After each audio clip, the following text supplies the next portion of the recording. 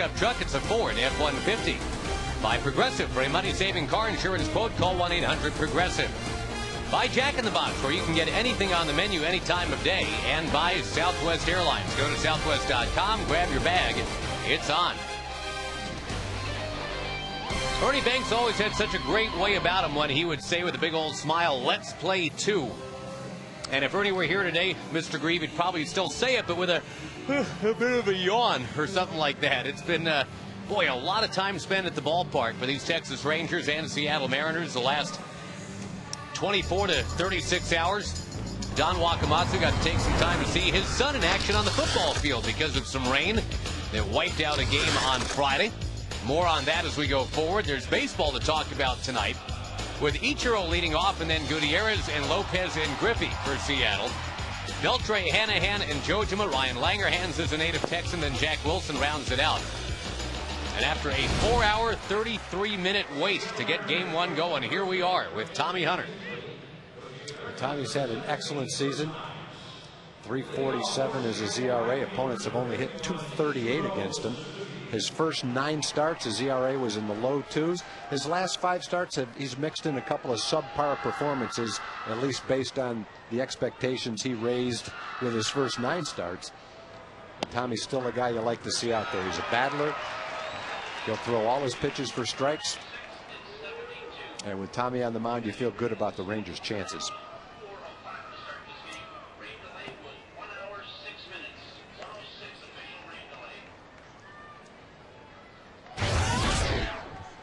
A lot of talk about Ichiro, and well-deserved. 198 hits for the season. Bidding for 199 on a muddy track. Ian Kinsler gets him. And before we go any further, Dennis Klein and the grounds crew, what a job they did to get this field ready to play not just 1 but 2 games. Yeah, and it started last night. Last night was a miserable night. It at least misted all night long. And in the last half an hour, it rained. The field was in terrible condition when Dennis and his crew took the tarp off today. And so it took at least a couple of hours to get the field ready to play the game. And in the middle of it all, it rained again, and they had to put the tarp down again. So it has been a long day, but you're exactly right, Josh. They did a great job so that we can play this game.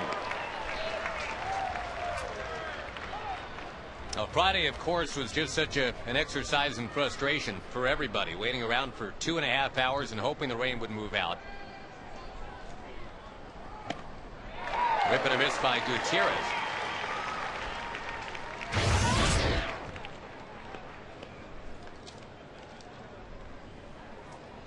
Yesterday, rain, more rain. And then it did stop just long enough to get things going. The Rangers and Mariners never did complete the game yesterday. It was actually called in the 9th inning. It's the first time in 25 years that a Ranger home game was cut a little bit short. And as the Rangers were trying to rally, they had 2 on in the 9th. It just became unplayable. And knowing that you had a 12:30 first pitch scheduled for the next day, didn't seem very wise to keep everybody here till 1 or 2 in the morning to get the last 3 outs. 2 quick outs, and now the Ranger defense behind Tommy Hunter. Julio Borbon had a home run last night. Bird and Cruz joined him out there. Esteban Herman instead of Michael Young. Esteban's picture on Michael there. Andrews, Kinsler, and Davis. Hunter with Ivan Rodriguez. The news about Michael Young is, I guess what you could say, promising, Tag, because Michael's talking like he could indeed be ready by that targeted return of next weekend. Well, it's gone well. You know Michael will put in the work. You know he can play with pain. And so if that was the target date, I think everybody would probably be a little surprised if he wasn't ready by that date. So far, so good in the rehab. And as for Josh Hamilton, he's also got that same weekend targeted when the Angels come to town starting this coming Friday.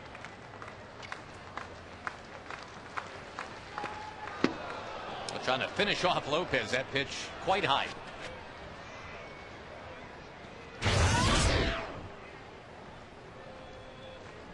And I guess weathering the storm is an apt metaphor anyway. The Rangers trying to make sure they don't fall out of contention without Young and without a Hamilton. They're just trying to kind of stay around, stay alive until those 2 big bats get back. To third base for Esteban Herman. Tommy Hunter, after a 4.5-hour wait, good to go. No score. Rangers coming up.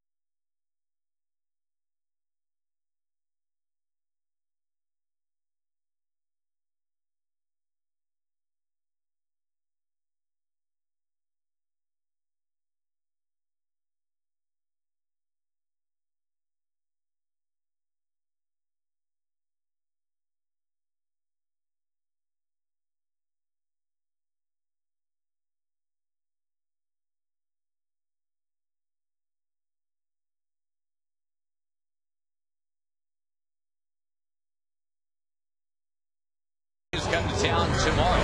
A wet weekend here in Arlington, and the Rangers coming up against Doug Fister, a guy they have not faced before, with Borbone, Andrews, and Kinsler.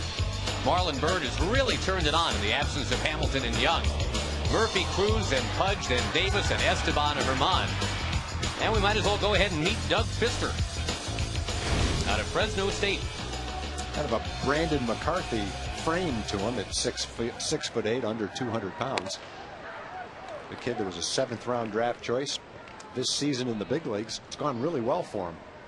2-1, only 32 hits in 38 innings, 1 earned run in each of his last couple of starts.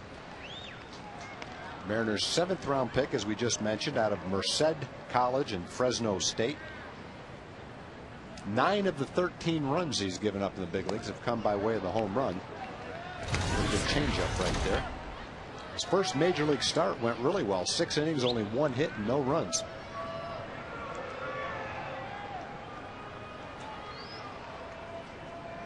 You mentioned the changeup, and that's the thing he had to harness to move forward. This is a guy that last year, Tag, was 5-14 at AA. Had an ERA of about 5.5. And he does change speeds here to get Borbone. A light rain beginning to fall again, by the way, here in Arlington.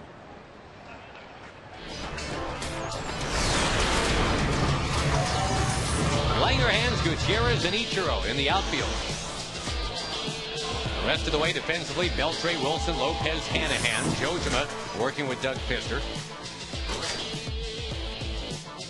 All right, so not to be the bearer of bad tidings, but you don't have the computer up in front of you. I do. Boston has already won once, and they're winning again. They have a doubleheader going against Tampa Bay. The Rays suddenly have lost 10 straight. Boston took the opener 3-1. They lead the nightcap 1-0 in the 5th with John Lester working on the one-hitter. Ground ball. Andrews looking for a 14-game hitting streak. He will maybe get it here, depending on the scoring decision. He is safe. Well, that's got to be a base hit. It's going to be tough for the infielders to have great range, to get great traction, but it's also going to be harder for the runners to get to first base as quickly as they normally do, and it'll probably balance out.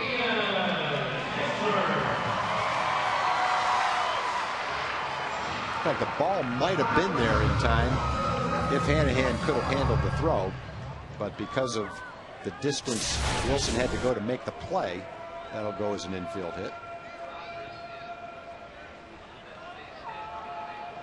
So the 14-game hitting streak for Elvis now. No rookie this year in the big leagues, American League or National League, has run a hitting streak to 15. Elvis will have that chance in game 2.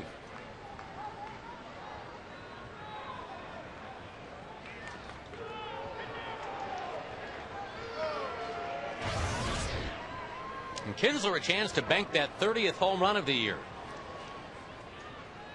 Trails Nelson Cruz for the team lead, 31-29.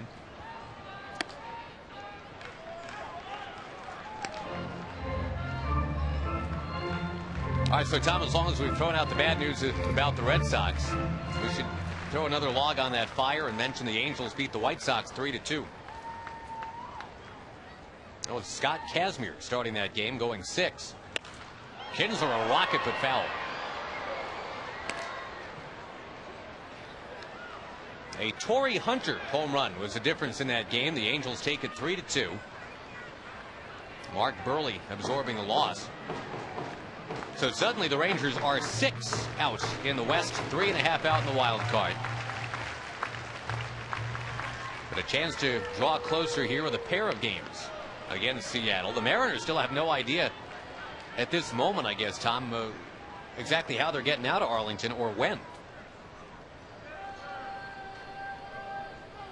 Yeah, to be honest with you, I don't think the Rangers have much idea when this game's going to get over either, based on the weather. The Mariners originally, their lease of their plane that they were going to use to get out of here, apparently at around 10:30 tonight, they were going to lose control of that aircraft. Obviously, if both games get played tonight, it's going to go past 10:30. There's Kinsler up over the bag, down into the left field corner. Here comes Elvis Andrus. Almost ran through a stop sign. He's told to hold up. It is second and third, 1 out.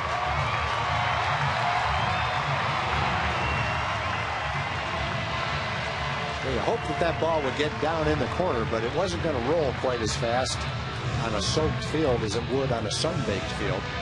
And so Langerhans was able to get into the corner and get the ball back. It looked like Ian waited on that pitch really well. Change up right down the center of the plate. And nice job by Langerhans to make sure that Elvis couldn't come around to score.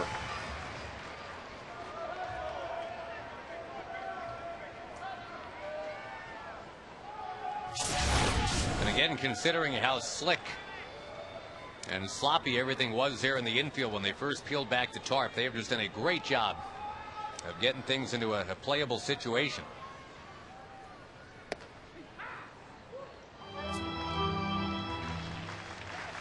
Marlon Byrd has the RBI opportunity. And again, talk about picking it up. With Young out and with Hamilton out during that time, Marlins hit better than 500.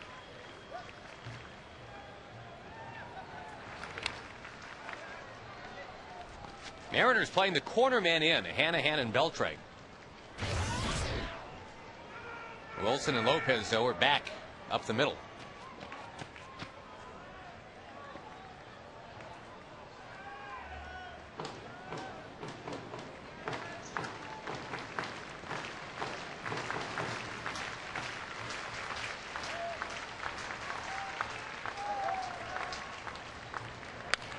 Ground ball's going to get a run in. Rangers on top. RBI number 77 for Marlon Byrd. In that situation, contact, the name of the game. Saw Julio Borbon do that last night behind in the count. Grounded a fastball to second base to get a run in. And Marlon Byrd down in the count. No balls and 2 strikes. Get that. You have to make contact. Somehow make sure you can get that run in. Put the ball in play. Get it in the air, hit it on the ground, however you have to do it. But when you're down no balls and 2 strikes to a pitcher you've never seen before, that's a solid at bat to get the run in.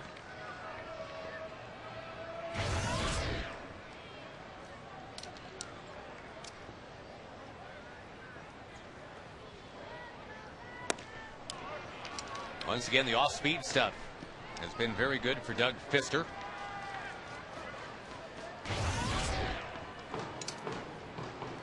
Tommy Hunter pitched a lockdown top of the first. Looked very good. Murphy sending one towards center. And it's right back to Tommy Hunter now with a lead. A first inning lead in game 1. 1-0 Texas over Seattle.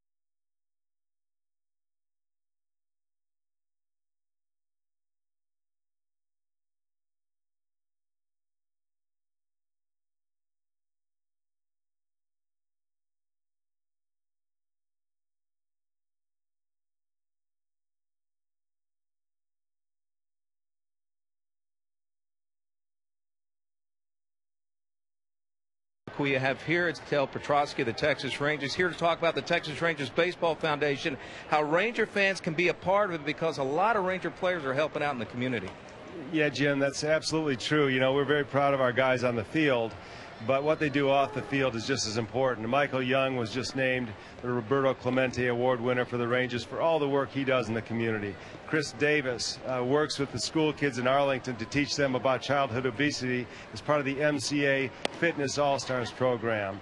And Kevin Millwood built a new ballpark for the kids of Arlington to play baseball on. That's just a few examples of the kinds of good work that our guys are doing. And now, for the first time, our fans can be part of the Texas Rangers Foundation. $25 membership, and you can sign up online. They need to sign up online, just $25, and they can help out, make a difference in the community, correct? Be part of the Texas Rangers family and what we're doing in the community. All right, Dale, appreciate it. Good to see you. Thank you very much. Josh? Thank you, Jim. Thank you, Dale. And hoping everybody is staying dry.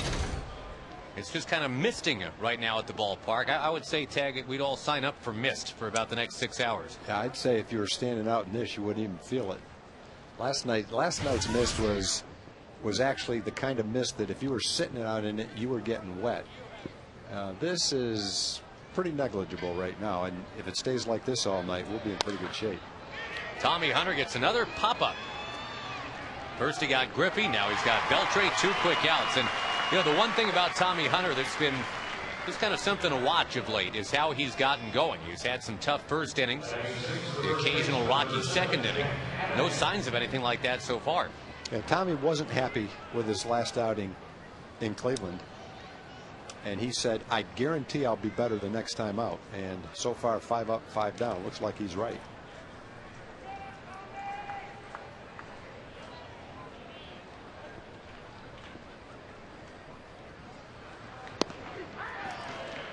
Well, Tommy just trying to hang loose like all the other Rangers. The kids now say they're chill. So we got to go with that, Tag. Everybody was chill for that 4.5-hour rain delay. There was a full slate of NFL action today, so the guys had the Cowboys game on. Tommy Hunter snuck over and pirated one of the TVs. He wanted to see how his Indianapolis Colts were doing. He was able to watch pretty much that entire game. Less of a pop-up, more of a line shot towards center. But that works. It's 6 up, 6 down. Tommy Hunter and the Rangers on top of Seattle, 1-0.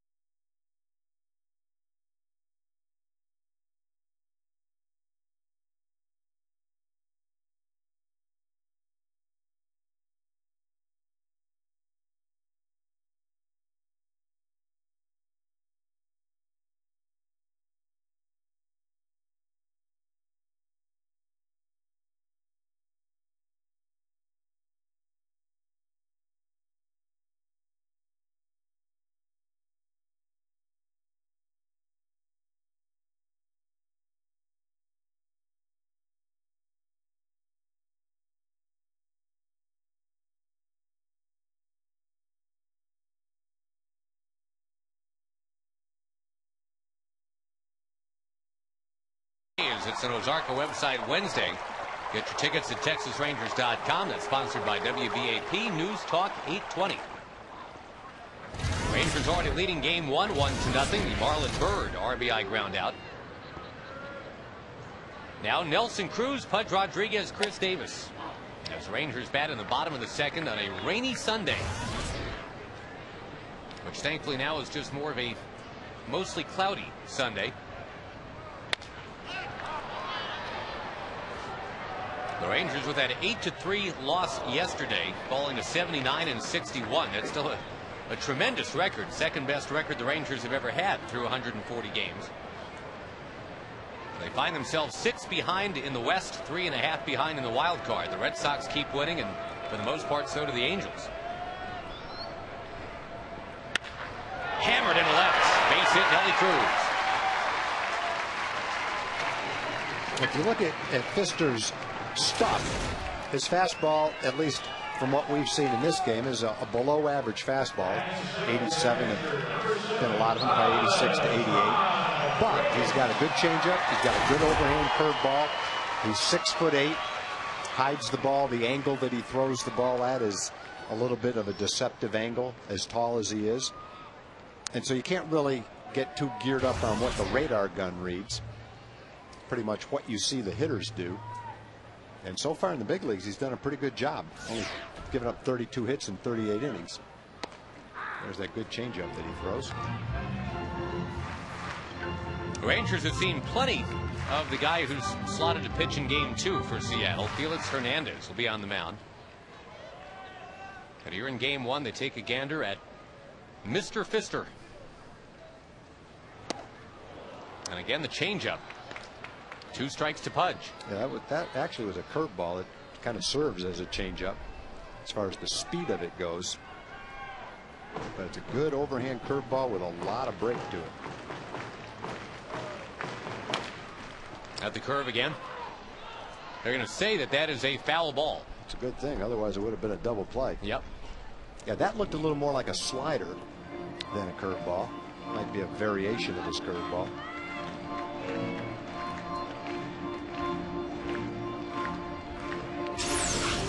Pfister, you mentioned Josh went from 6-14 and a 5.43 ERA in Double-A to a nice season in Triple-A. He was 6-4. He had a good ERA, 3.81.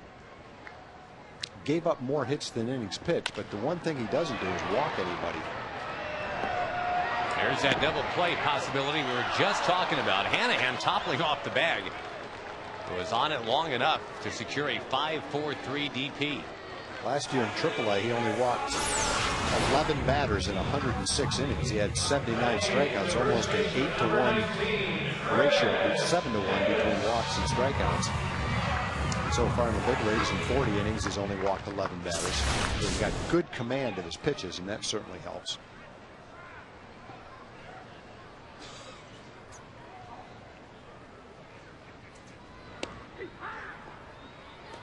Chris Davis takes the strike. Gary Cederstrom, by the way, the crew chief, is your home plate umpire for game 1. Davis sends one soaring towards center field. It goes back to the track, to the wall. Goodbye. Home run, Davis.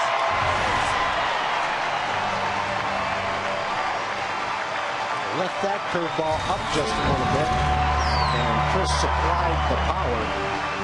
Put it on Green Hill in center field. You can see the footmarks and how soft the grass is out center field. A high fly ball into that grass disappears into the turf. And we've had a lot of rain over the last few days.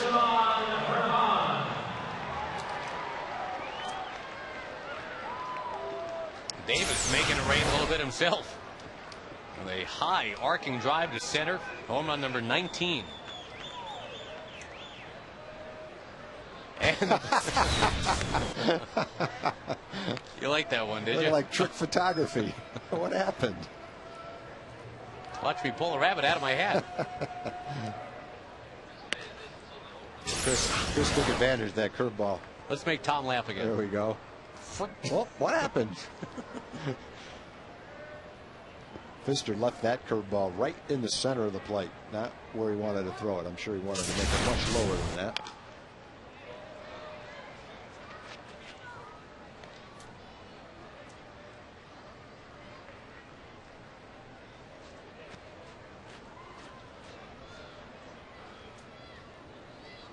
2 balls to strike the count to Esteban Herman. Had that 5-hit game in Cleveland.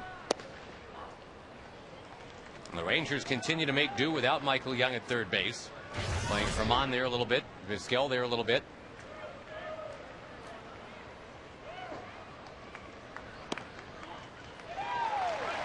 Esteban Herman draws a walk. Borbon will come up and give you one last loving look here at the disappearing baseball out there in the green. There's the divots coming in. That grass is really soft out there. Like quicksand. Wow.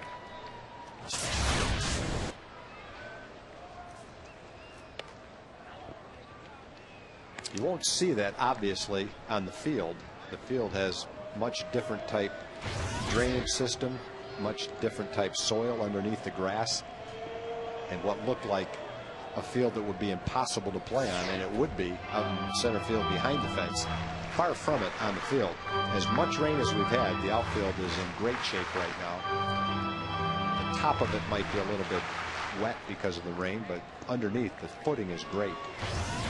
No problems. Crazy summer, boys. Seattle had a day where it was 102 degrees, and the Metroplex has had 3 straight days of rain. It's just so unusual to get that all-day type rain like this time of year.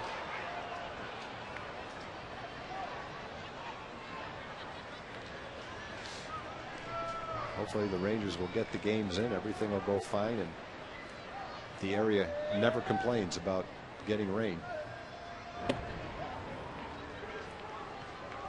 Oh, we all need some rain.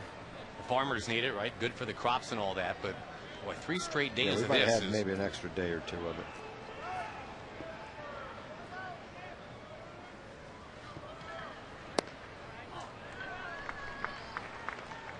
Down and into Julio Borbon.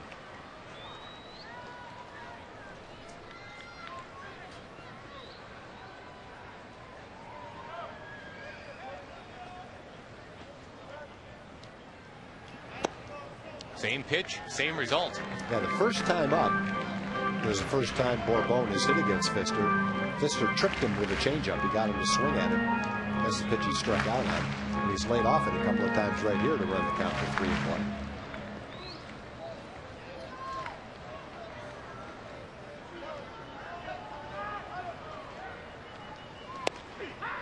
That one's in for a strike. Well, you know who else has to get some credit? We talked about the grounds crew tag, but what about the fans? A lot of whom were actually here at about 1 o'clock today. Yeah, for the fans that were here last night and came back today, that was a very long time. Trying time to sit and try to watch baseball, but yeah, congratulations to the fans, and it's much appreciated by the Rangers. That drink right there might help get you through. And the kids hanging in there. Hey, we got to go to that kid if they do that song again that we tried to dance through that night. The What Is Love song? Yeah. Baby Don't Hurt Me? That kid looks like he's got some pretty good moves. 3-2 runner going. And Borbon will send it back into the crowd. Thank you for dragging me into that, by the way. We trying to do that. You're welcome. Yeah. At least you didn't get hurt doing it. No. Thus the lyric of the song, Baby Don't Hurt Me No More. That's you can pull a muscle doing that. Borbon sending one into center. And there's Gutierrez, and he's got it. The Rangers do score once on the Davis home run that disappeared into the green out there in the center. Rangers 2, Seattle nothing.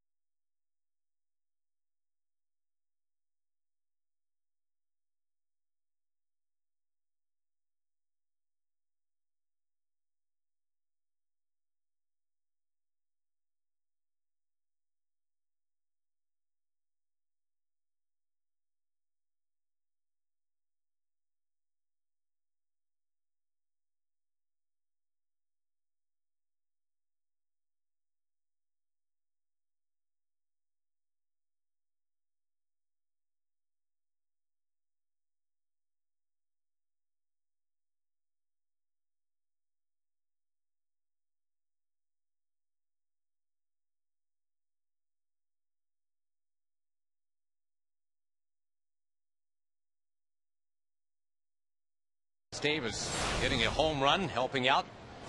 Our Cabot Woodstain legendary performance, by the way, on this date in '86. 7 home runs were hit. The Rangers have since surpassed the 7 home runs, but they had set the record at the time in '86 against the Minnesota Twins, hitting 5 off of our good friend Bert Blyleven.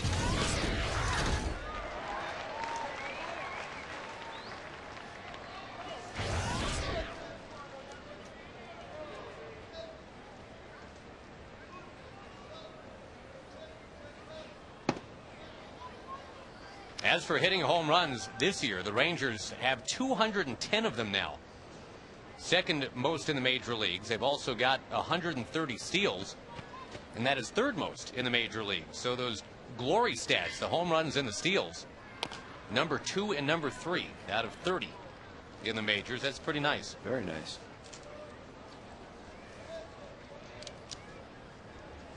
Those are the things that get the fans and the announcers excited, the home runs and the steals. But the pitching and the defense is really what's carried the team to 79 and 61. And as we're talking about it, Hunter and Andrews live it for you. Good pitch, which is designed not to strike out JoJo, but just to get it on the weak part of the bat. Make him swing because it's a strike, but make sure he can't do much with it. And sure enough, it's a slowly hit ground ball to Elvis Andrews, who has been very consistent. And it becomes 7 up, 7 down for Tommy Hunter.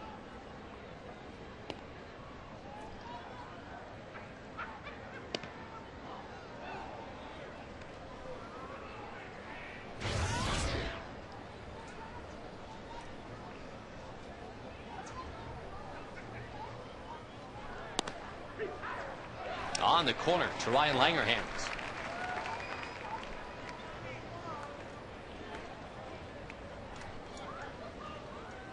Langerhans has bounced around a bit from the Braves initially, fouling this one off his foot.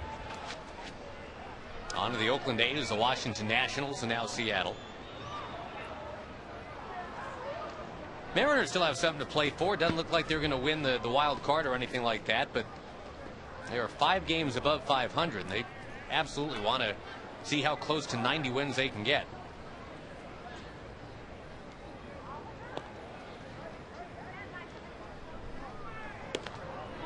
I want to send our best wishes for a speedy recovery to Patty Harrison. Patty's a longtime suite holder out here at the ballpark, recovering from ankle surgery. I hope you're listening, Patty, and hope you get better soon. Thanks for being such a big supporter of Ranger baseball.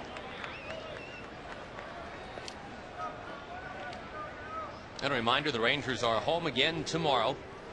A 7:05 first pitch against the A's. This, the first of a doubleheader, just underway here. We're in the 3rd inning. A walk to Langerhans. First base runner for Seattle in this game. Adding on to the shortstop, number 9, Jack Wilson.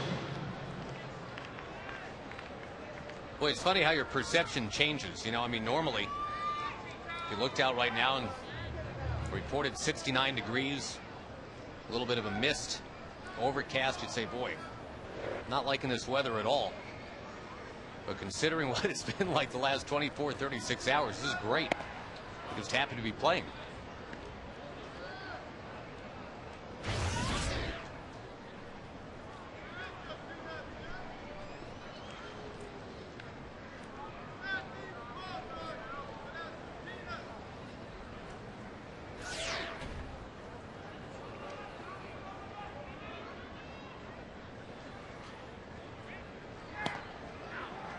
Well, suddenly Hunter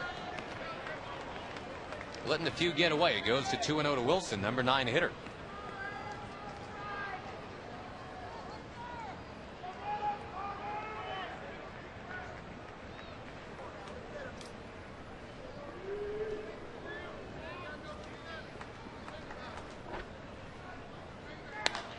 And Wilson comes through on 2-0 by sending it to right. But there's Nelson Cruz.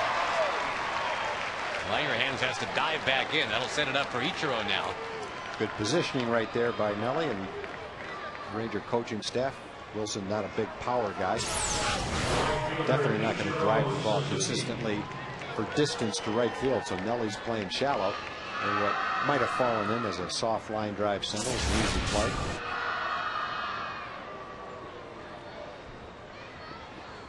So a lot of attention about what's going on with Ichiro. He's at 198 hits for the year and looking for a 9th consecutive season of 200 hits in his 9 years in the big leagues. That's never happened before. He's never been a guy that has run out 9 straight seasons of 200 hits. And the Japanese media is trailing Ichiro fiercely all over it here.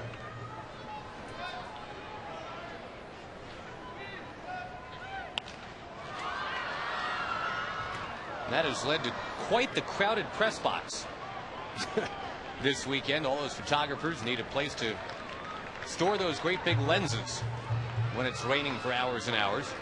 Need a place to congregate and hang out and get a bite to eat.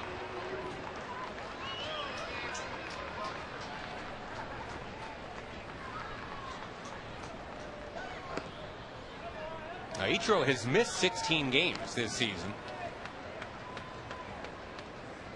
But as you saw from that last stat, he is still well out in front in terms of number of base hits in the AL. Runner goes. Ichiro pokes it towards the left field line. That is fair as it bounces by Bourbon. Ichiro easily to second base, and the Mariners are on the board.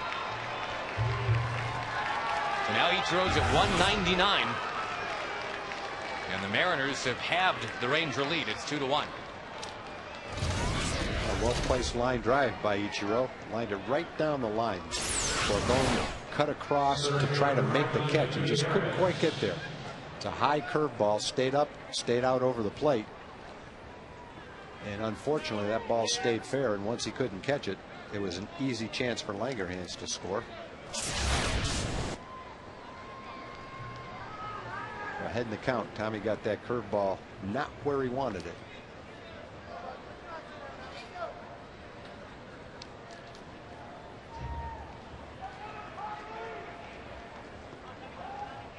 Well, that walk to Langerhans. Setting it all up here is Franklin Gutierrez.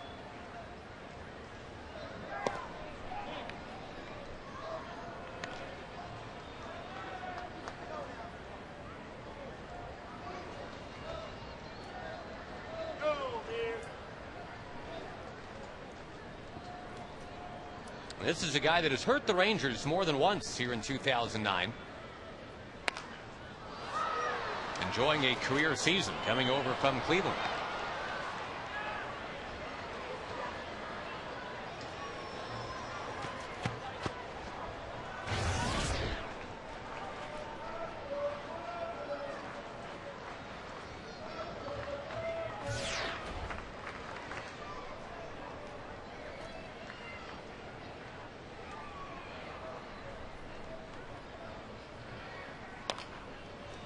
That is actually a fair ball.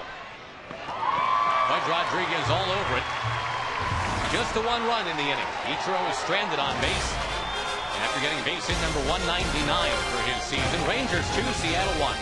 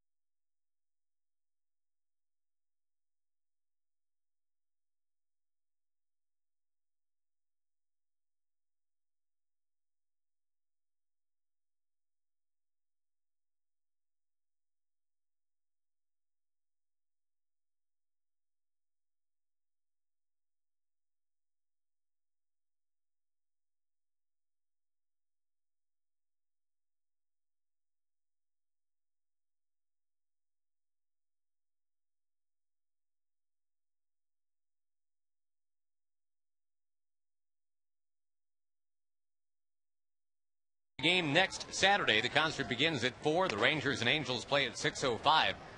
Admission is free with your Rangers game ticket. Sponsored by I Am Second and 94.9 KLTY. Again, it's a 6:05 game this coming Saturday against the Angels. As for those Angels, as we track the Rangers and the Mariners today, Texas on top 2-1 in the first of 2. The Angels pulled one out against the White Sox, a 3-2 final in Anaheim today.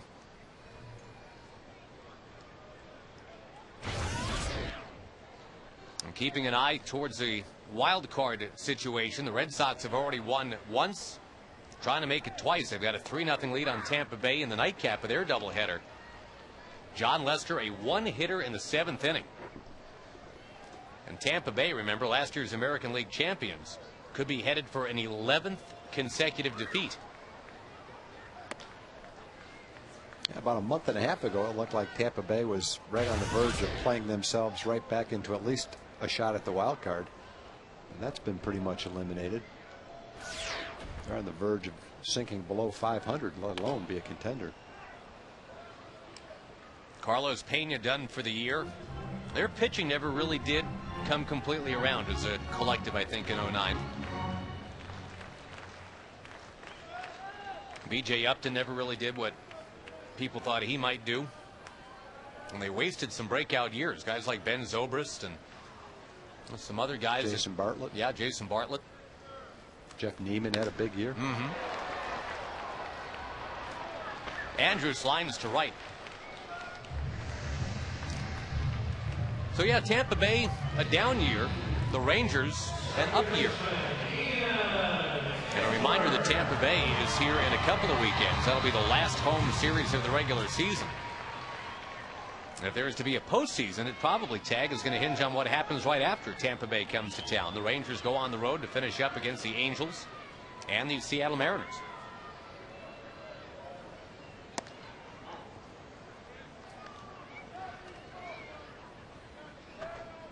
The Rangers will play 10 of their final 13 away from Arlington.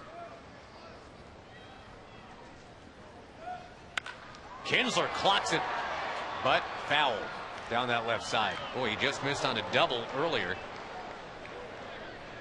And then ended up actually banking a double later in that first inning at bat. Our lady almost caught that ball. That would have been some kind of barehanded catch. Trying out right field this time. Bidding for that 30th home run, but he comes up short, 2 down.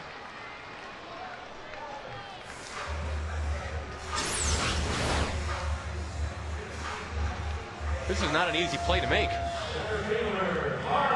No, but she gave it a shot. I'll give her credit for that. No glove on. She's going to have a sore hand. Hopefully that's the only place it hit her, but she gave it a good try. Look at all the concern.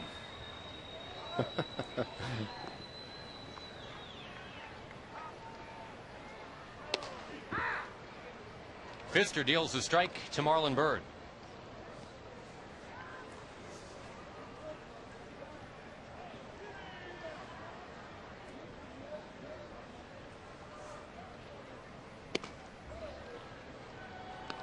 Originally, these two teams were supposed to play at 12:30 this afternoon. Game 1 began at 5:05. As the Rangers and the Mariners waited out the rain. It is still a scheduled doubleheader. A bobble from Beltre, and that is going to cost him. Marlon Byrd never, ever gives up on a baseball, ever. That's true in the field. That's true when he's hitting a baseball. And some carelessness by Beltre cost Seattle. Yeah, we don't see Beltre boot many balls. He plays excellent defense, not only against the Rangers. He's a gold-gloved third baseman. He plays good defense against everybody. But he wasn't able to handle that one. And Marlon hustling all the way, beat it out.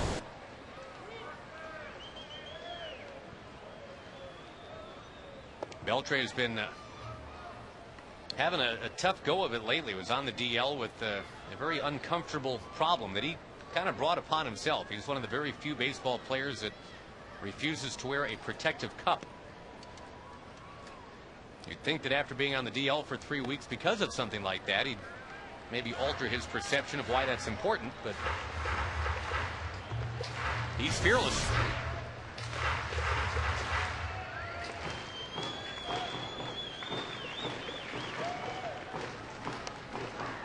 On the corner to Murphy.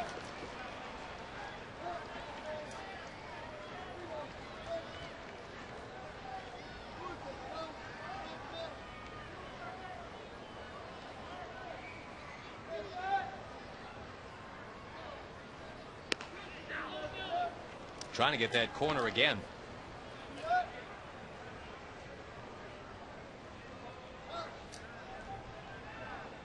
Rangers out hitting Seattle 4-1. And playing here in the third, the first of two.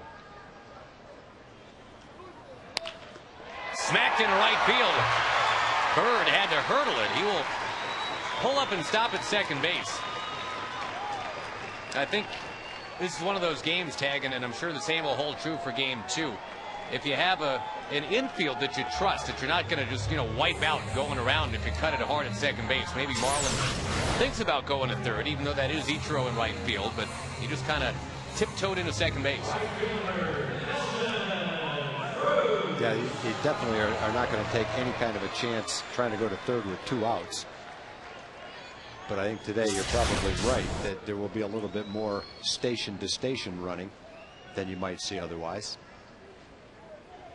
The last thing the Rangers need is they are coming this close to making that postseason for the first time in 10 years. Just for somebody just to wipe out trying to round second base.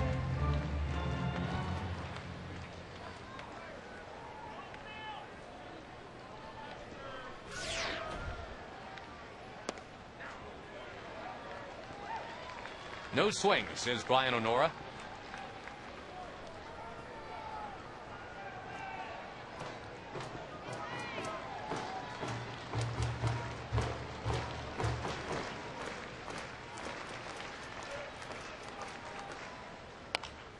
Cruz, who had a solid single last inning.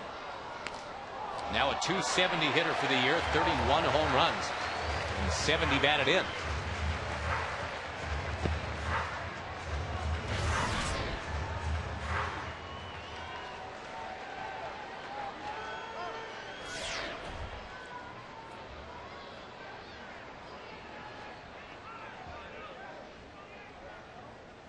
Jojima out to talk with Pfister. Well, Pfister's thrown a lot of pitches. He's going to be throwing his 62nd pitch in 3 innings. The Rangers have worked him over in that regard pretty well.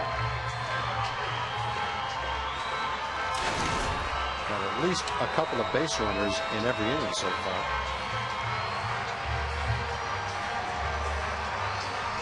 Just trying to keep pace. Again, the Angels have won their game today. The Red Sox are in the process of winning 2 today.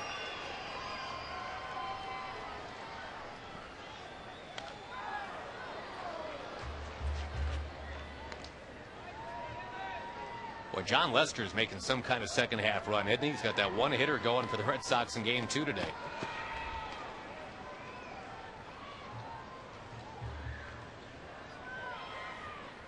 The 2-2 is a check swing. Thank you, Mr. Onora. 3 balls, 2 strikes. Runners will be in motion.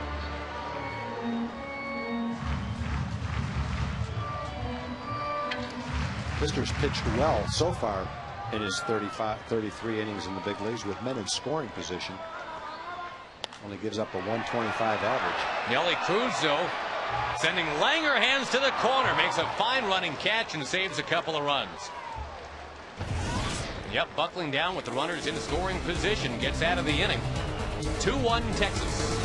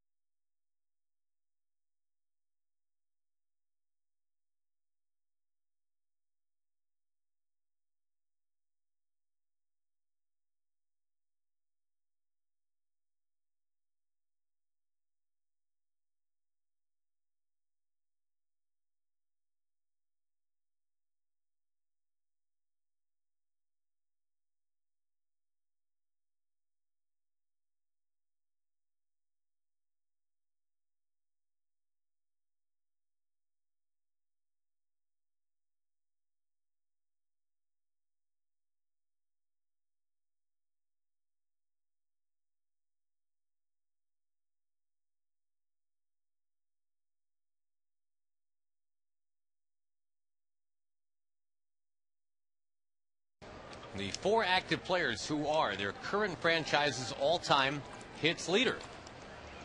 One of them just got quite a lot of attention on the East Coast. Answer coming up in the bottom of the 4th inning. The Rangers lead 2-1 in the opener of a doubleheader. Right now, the Rangers and the Mariners are very thankful there's a window of opportunity to get at least this game in, hopefully game 2 as well. Everybody checking out the radar. That has been a constant yesterday and today. Jose Lopez will send one in the shallow left. No issues for Elvis Andrus at all. We've gotten so accustomed to seeing Lopez at second base for Seattle these last few years, Tag, you almost forget that Brett Boone manned that position for so long and was such a pain in the you-know-where for the Rangers. It seemed like he had so many big hits in big games. With that little bat flip that he did when he would hit one of those doubles somewhere. And Lopez has turned out to be a pretty good player himself. Yep. Made the All-Star team. Has made an All-Star team. Having another good season this year, too. Got a chance, outside chance, to knock in 100 runs. Pretty good chance to hit 25 home runs.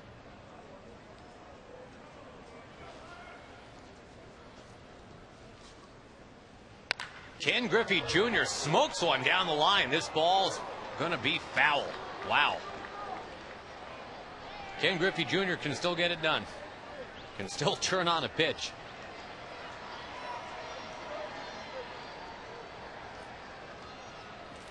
Having homered off 403 different major league pitchers, he was trying to make Hunter number 404.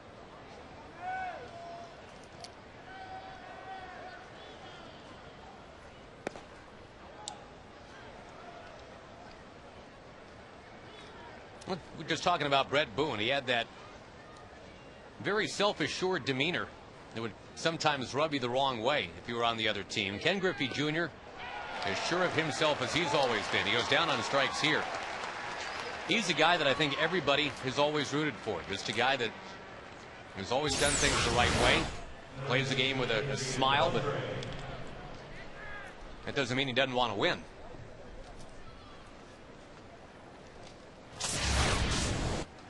And Tommy Hunter gets him.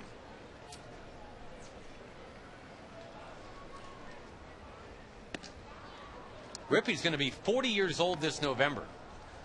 I know it's been widely circulated that he was back as kind of a last hurrah kind of season now with Seattle.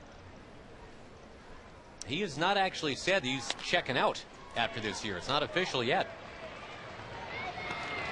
Beltre grounds out. Tommy Hunter, another quick inning. He had one of those in the first, one in the second, and now another one in the fourth. Only 8 pitches needed to get through the 4th inning.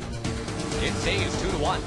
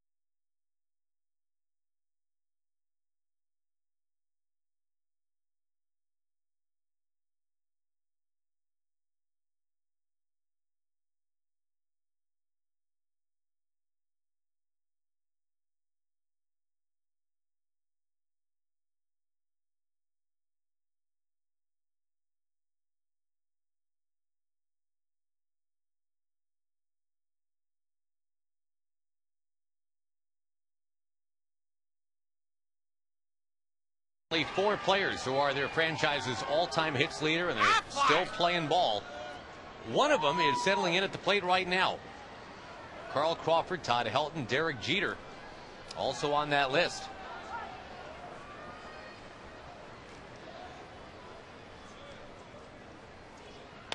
And Pudge will add it to what he has done in franchise lore. Belting a double, and the Rangers trying to extend their 2-1 lead here in Game 1.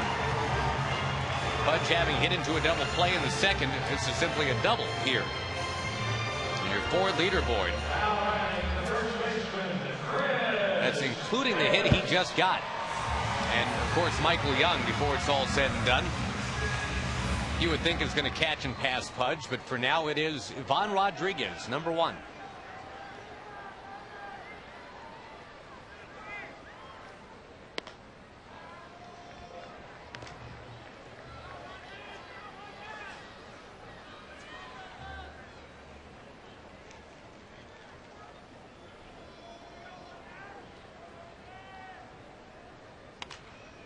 Davis, who homered last time, sending one foul this time.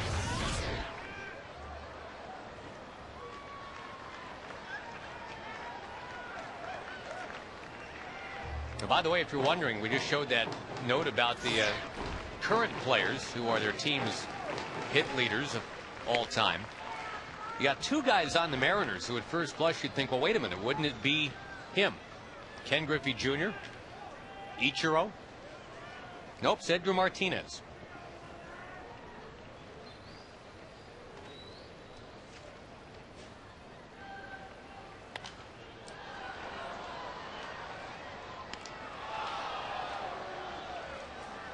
I never think of the Mariners in terms of old school anything tag because they've only been around since the late 70s. But Edgar Martinez, Brett Boone, those names we've just talked about in the last inning. And there were some real good games between the Rangers and the Mariners when those guys were on the field. Davis not homering to center this time, just flying out to center this time. Fisher threw the changeup. He hit a little bit off the end of the bat. Esteban Herman will come to the plate. We go to Jim Knox. All right, Josh, perhaps the busiest guy at the ballpark the last couple of days. It had to be Dennis Klein. He is the director of grounds. What's it been like? Have you gotten much sleep lately? Last night was a very short night for us. We got in here bright and early hoping to catch a window to get this thing uncovered and kind of see what we had. But, yeah, not much sleep. The field looks in tip-top shape, especially the outfield. The infield, can it withstand that much more rain? The mound and the plate can take it. The infield dirt, you know, we can't get into a situation like last night, but, you know, we can take a little bit of water. You've been keeping a close eye on the radar. What does it look like? We have a nice window right now. You know, I'm going to be as positive as possible. And I've been talking to Gibb Seawright, Rob Matwick up in the box up there, and they've been kind of been my eye in the sky helping me through this thing. So, you know, without those guys I wouldn't, and my crew, you know, we wouldn't have been able to get this thing started. So. Well, it looks great, Dennis, and congratulations on the job as well as your crew behind you. Thanks a lot, and I know you got a busy night ahead, I guess. All right, thanks. All right, Josh? Now, Dennis and his gang, everybody, boy, more than earning their money these last 48 hours. There were all kinds of contingency plans being discussed. I mean, it did not look like a done deal, like we were playing ball at all today. Herman into the alley, left center field. Boy, has he been a great pickup. Idling at AAA for most of the year, as the Rangers got him out of spring training, having been released by the Cubs. Now, Herman is a guy, he should be in the big leagues, and if you don't have room for him on your team, he should be in the big leagues with somebody else, because he's versatile, I like that. something like that. He also runs well, and he gives you good at bats. He doesn't swing at bad pitches. He'll take a pitch, he'll take a walk. In this game, he's already walked. Now he has an RBI double. He's a good little ball player. When you say things like that, you're very creditable.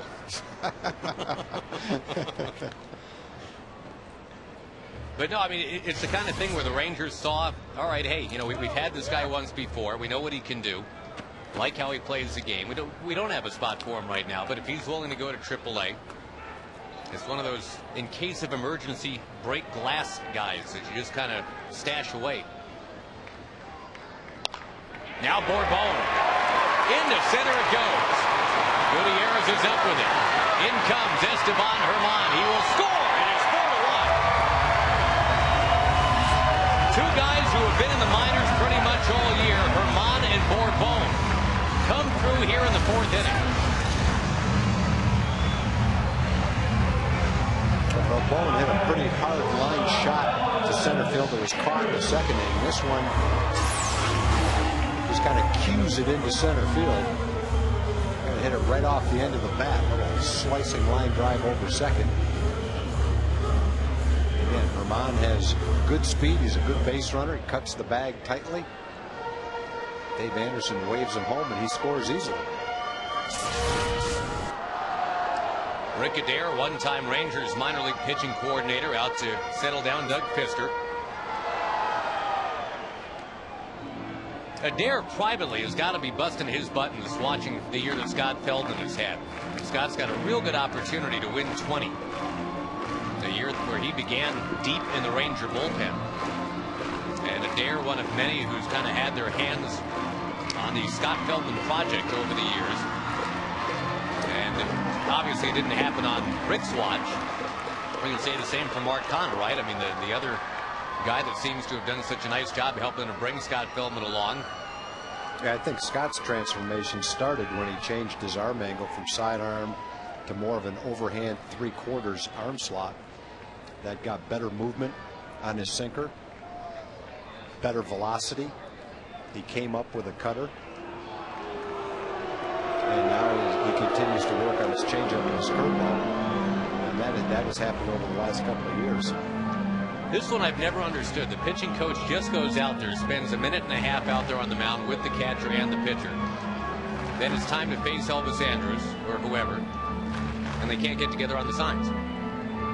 It's like coming back from a timeout, getting called for too much time in the huddle. Right. What were you doing during the timeout? You've been watching too much football today, son. Well, thank goodness this was Sunday and not Wednesday.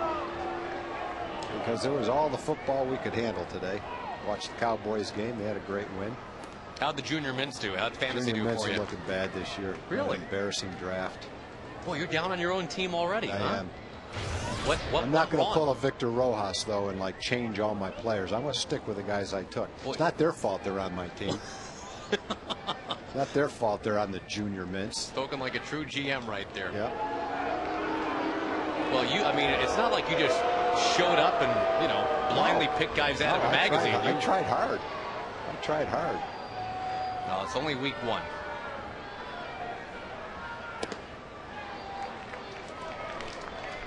And waiting out a 4.5-hour rain delay. That obviously is something that the fellas could do down there, too. Looked like a sports book in Vegas there. They had about 8 different TVs on. 8 different football games all at once. Not that I've ever been in a sports book in Vegas, but I've heard it looks like that.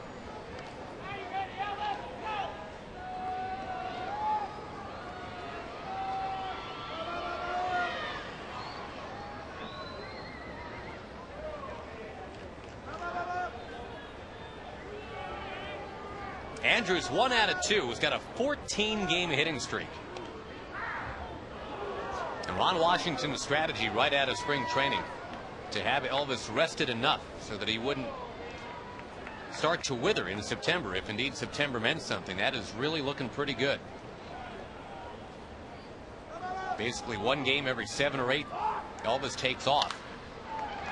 On the ground, second base, 4-6. Whoa, no 3. Ball gets away from Hanahan. He's had a couple that obviously have been challenging over there, but maybe a more experienced first baseman is able to pick. Yeah, that should have been a double play. I'm not sure how far offline that throw was. Normally you'd expect a real accurate throw from Jack Wilson. He's got plenty of time. I'm not sure if Hanahan got his feet tangled up. Didn't look like the throw was that far away from him. But for whatever reason, it wasn't accurate enough for him to come up with it, and the Rangers are still alive here in the fourth.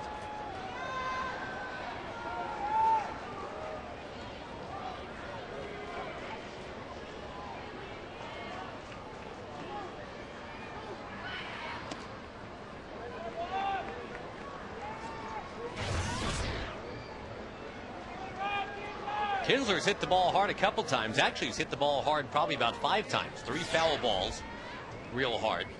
And a line drive double and a line drive out to right.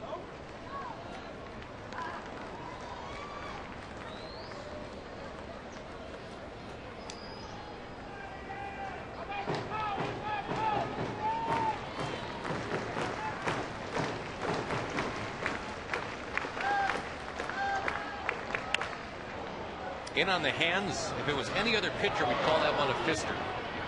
But that just is kind of duplicating things.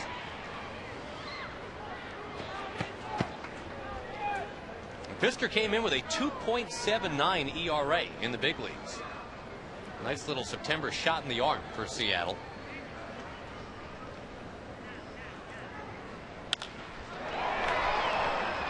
Arced into left field, and Kinsler is out. The Rangers do score a couple times, though, in the 4th inning. They're leading Seattle and Doug Fister. It is 4-1.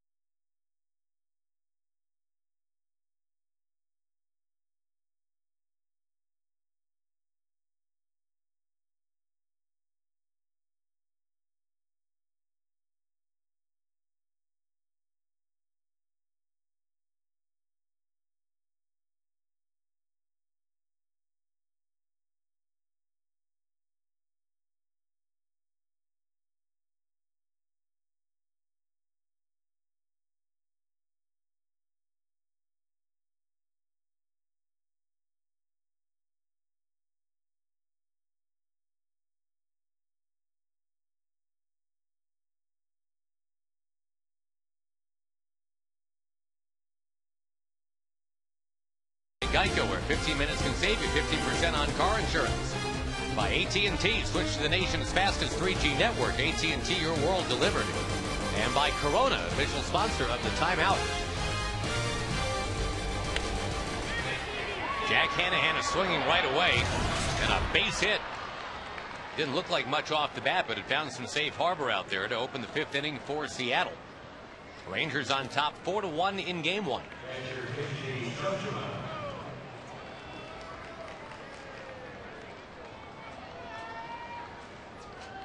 Rangers not getting a lot of help from their external forces here today. With the Angels having won already, and the Red Sox looking to win twice. Game 1 for Boston. They beat Tampa Bay 3-1. Jonathan Papelbon knocking down his 36th save of the year.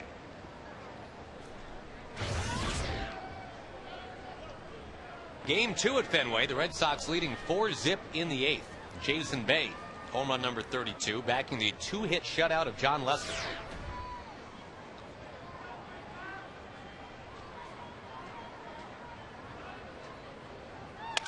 Ground ball. 5-4. Whoa! That's it. Rangers looking to turn that double play, and what happened there with Kinsler? Tag? They just couldn't get it out of his glove. It came across the bag, looked like it was going to be a simple throw, which he does 99 times out of 100.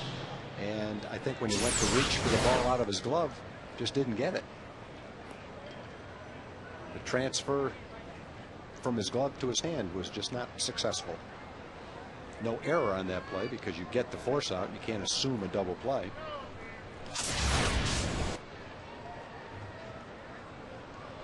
Although, can I be a moron and just quibble with that long-standing? I mean, I know that's a rule, but just to be a contrary kind of guy, why can't we assume a double play? As a big leaguer, I'm not rooting for you going to get an error anytime, but just in theory. The only reason you can't is because it's a rule. I know, but I mean, why is that the rule? Why is it a rule? I couldn't tell you. I have no idea. I did not make the rule. I just you help just work enforce here. it. I just help enforce it. Please don't ask me those kind of questions.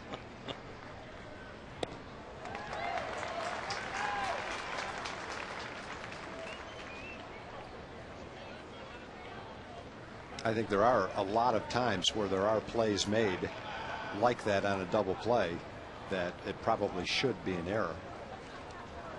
I think one reason that you can't assume that is because it becomes a little bit more than a routine play when you've got a player barreling in on you trying to take you out on the double play.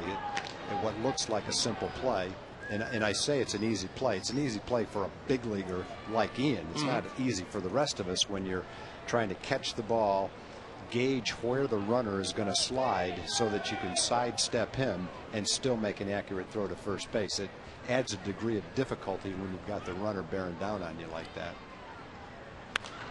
It's just on my list of why. An example of what we're talking about from back when Elvis Andrus was at the plate today. And even though Wilson got the ball off, you could see Elvis sliding way to the right, just trying to do anything. You'd love to take his legs out from under him and kind of knock him off stride, but just by making him move and be aware that you're there can cause a disruption in the throw. And maybe that's why Wilson's throw wasn't accurate. He didn't get an error on that play because Elvis didn't get to second base. Now, you can get an error if you throw the ball by the first baseman and then the runner ends up at second base and gets an extra base. Boy, Tommy Hunter changing speeds and striking out Ryan Langerhans, out number 2.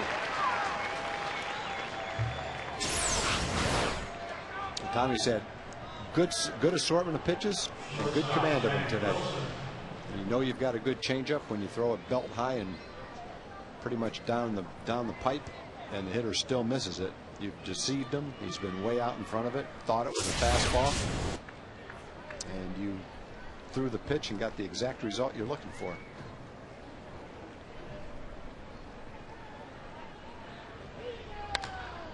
Kinsler will not be able to get to this. Up over his head, a base hit for Wilson, bringing up Ichiro, who again is at 199 hits for the year. So all of Japan now is on edge. This is it. This is why they've come all this way. Normally there's a contingent of about maybe 15 or 20 from the Japanese media that follows Ichiro, down from 80 when he first broke in with the Mariners. It's been consistently about a 15 or 20 person entourage the last couple of years, but I'd say that entourage has swelled to about 40 or even 50 over this last week as he's in pursuit of that 200 hit season again. And again, the reason why that's a big deal, a 9th consecutive season of 200 hits has never been done. Wee Willie Keeler, back at the turn of not this past century but the other century, had 8 seasons in a row. Ichiro not quite there yet.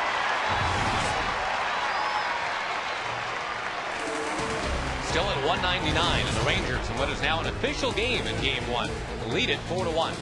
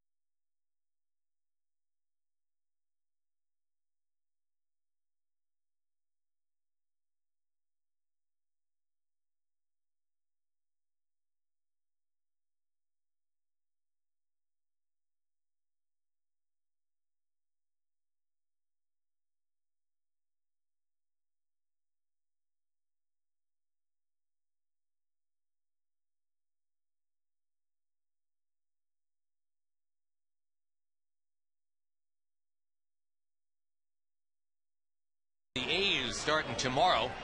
Wednesday is a $1 hot dog night and Dr. Pepper Autograph Wednesday. Rangers players and coaches will be signing autographs out in the concourse starting at 5:30 Wednesday. Get your tickets at TexasRangers.com or call 972-RANGERS. Beginning things in the bottom of the fifth, it is Marlon Byrd, then David Murphy and Nelson Cruz. The Rangers have to deal with King Felix in game 2. Felix Hernandez at 14-5 with a 2.61 ERA. Derek Holland will be matched up against him. Derek had a really, really good outing against Seattle earlier this year.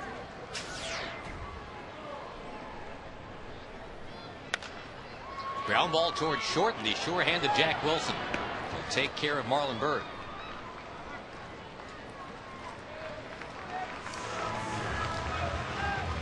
We were talking earlier, Tom, about just that concept of why a double play cannot be presumed. I mean, I'll restate it a little bit, talking about I got a list of why nots, and that's just on it. But I mean, I'm totally with you that if a player is kind of barreling in there at second base, you certainly can't presume anything. But can you make it kind of official scorer's discretion that if the guy is all alone at second base, steps on second base, and the incoming runner is not within 30 feet, and he just very simply botches the throw to first base? Yeah, I really wouldn't have a problem leaving it up to the official scorekeeper. It's almost like they want the rule to take it out of the hands, so it's not even a judgment call. But no, I would have no problem if it were in the discretion, up to the discretion of the official scorekeeper to determine whether or not it was an error, taking into consideration the difficulty of the play. The other why not, I guess I get stuck on, is the save rule. Why is the score totally irrelevant for a 3-inning save? That Wes Littleton save that he got in the 30-3 game kind of springs to mind. Years ago, Dave Goltz once allowed 8 runs on 13 hits in 3 innings, but he got a save in a 13-9 win because it was 13-1 when he entered. He pitched the last 3 innings. It's a save. I mean, well, if the scorekeeper has the discretion to give the win to a relief pitcher who wasn't in the game when that team took the lead, in other words, you give it to the relief pitcher who had the best performance. Right. You don't see it very often. Generally, the guy who's in there when his team takes the lead gets the win. Yeah, that if you have the discretion for that, it seems like you might have the discretion to determine how well the guy pitched for 3 innings. You know, if you have 3 nice shutout innings, even though it's a 10-run game, maybe you deserve it. Murphy drives it opposite field into the corner. It's gone! Let's score that one. Home run number 15 for David Murphy. Yeah, David showing some opposite field power right there, right down the left field line. Huh? Remember David hitting the ball out of the ballpark, back foul toward the left field foul line. A couple of more hits for David as his average back up at 270. 15 home runs on the year. Not that easy a pitch to drive out of the ballpark. It's high and out of the strike zone. Cruz follows up by bouncing it to third. An 8-pitch at bat ends beautifully for David Murphy. 5-1 Texas. He had Mark Teixeira face going on that one too, pumping out the cheeks like that on contact. Well, everybody jumped up so the people behind him couldn't see the ball. Whoa, and then Shoo. Then the race is on for the souvenir.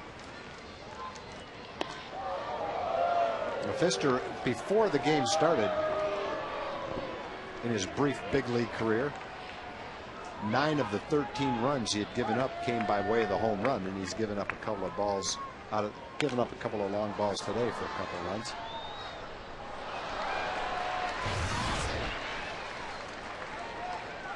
Pudge with a double and a run scored.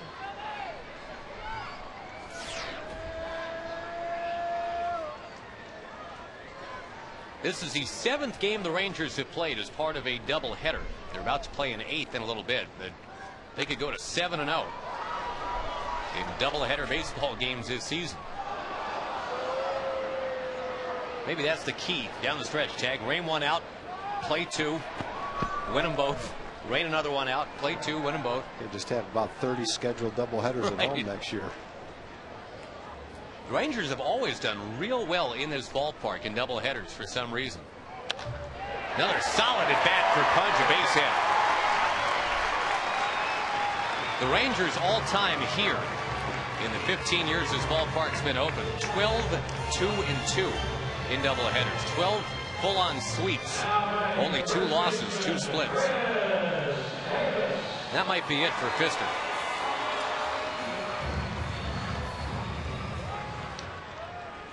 Well, Murphy's got 2 hits. Pudge has a couple of hits. Davis a home run. Worth the wait. 4.5 hours waiting to get this first game of the doubleheader going. The Rangers lead 5-1. We'll come back in just a moment.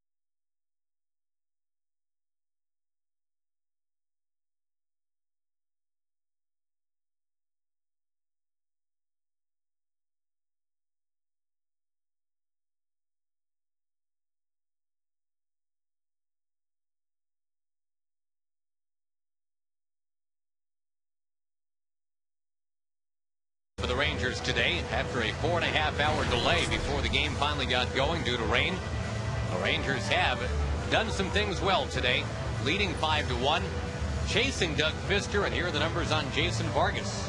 Look at that, 15 home runs allowed in the 84 innings. The Rangers have already blasted a couple of home runs in this one.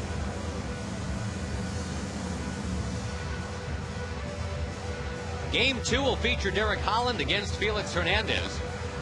And we were talking earlier, Tag, about contingency plans. If this game never did get going, what would happen? The Rangers and Mariners eventually, in theory, would have to make up 2 games. So, all right, you're Bud Selig. What do? Do you make the Rangers and Mariners make them up in Seattle with the Rangers being the home team, but you don't get home field advantage because you're in Seattle?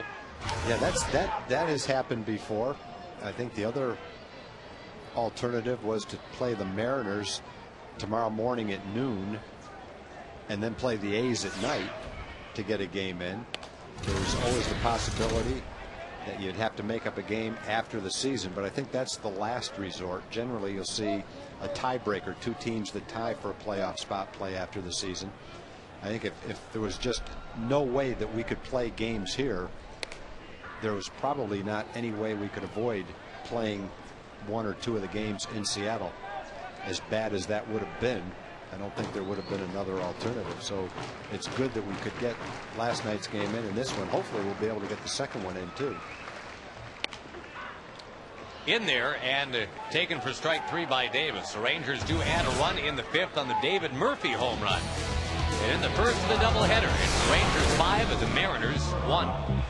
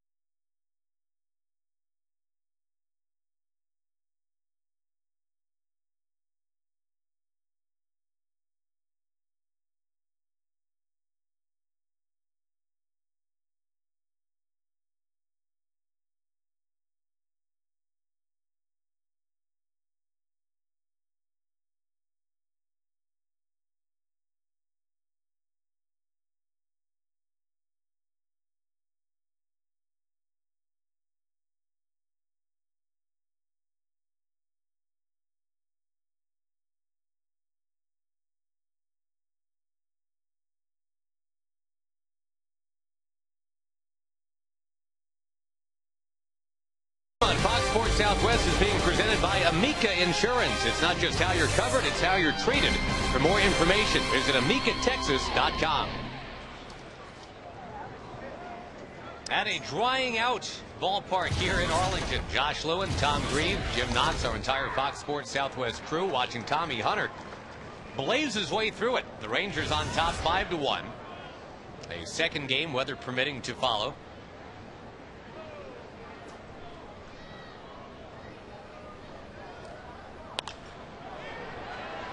Tommy's had that almost same swing and same fly ball 3 or 4 times in the game with his curveball. And it's just a case of the hitters being fooled by the pitch, still being able to make some contact, but not driving the ball. It's been an effective pitch for him today. And a lot of the balls have resulted in balls hit pretty much just like that. And Tommy, remember last start, allowing 8 hits and 5 runs in 5 1/3 innings. Here he is at 5 1/3. Only 60 pitches to get to 5 1/3. And he's working on a 3-hitter.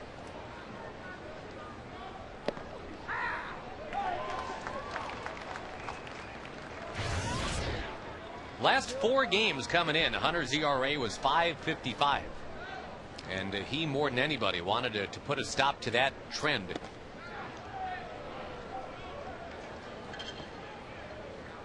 Derek Holland will have to do the same thing in the nightcap. Holland's last 3 games, ERA has been 16, but obviously he's so much better than that. Hunter with a snow cone pickup will take care of Jose Lopez. And Tommy's keeping his pitch count very manageable too. That was only his 62nd pitch. And in Tommy's last start, he only threw 69 pitches. He pitched 5 1/3 in that game. Well, it was a very close game, and Ron went with Neftali Felice in that game, but not a lot of pitches for him in that game. You know what's remarkable, Tag? If you add it up, the last 2 starts now, it's 11 innings total. He has thrown 40 pitches out of the strike zone in those 11 innings. He had only 20 out of the zone in Cleveland. He's got 20 so far here. I think the big difference between here and Cleveland is the ones that he has thrown for strikes have been better pitchers' pitches today than they were in Cleveland. I think too many of the pitches in Cleveland, although they were strikes, were good strikes to hit for the hitter. Today, that's been much different. A lot of the pitches that have been strikes have been tough to hit. And even though he hasn't had a lot of strikeouts, he's only had 2 strikeouts. There haven't been a lot of balls really hit solidly off the good part of the bat. That's exactly the Mike Maddox message anyway, right? Yeah. Yep. Mix up your speeds, keep the hitter off balance, and throw quality strikes.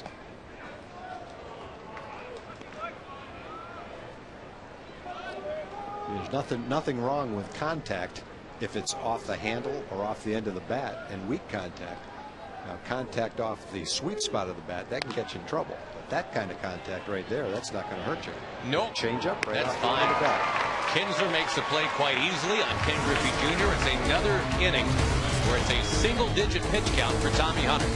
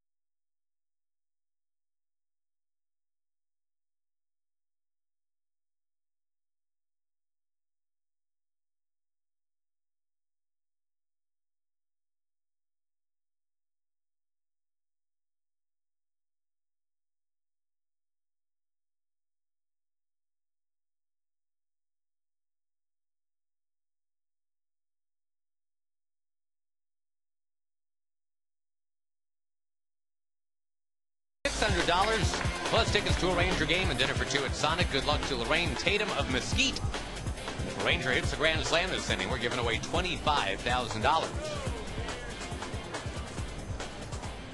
Esteban Herman will lead things off against Jason Vargas. We're in the bottom of the sixth, game one of a doubleheader. His first game delayed considerably because of the wet weather here in Arlington. See how excited the Japanese fans are for Esteban Herman's at bat, holding up signs for him and everything.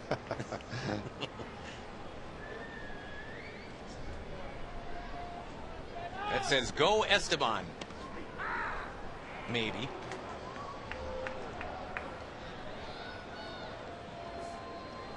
We'll run through some scores for you here in the bottom of the sixth inning. Again, the Red Sox have taken two today.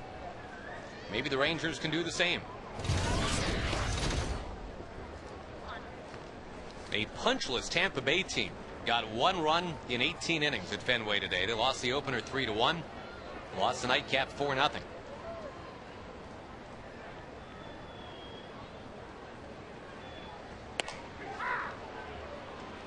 Royals beat the Indians 7-0. Kyle Davies actually had a no-hitter into the sixth.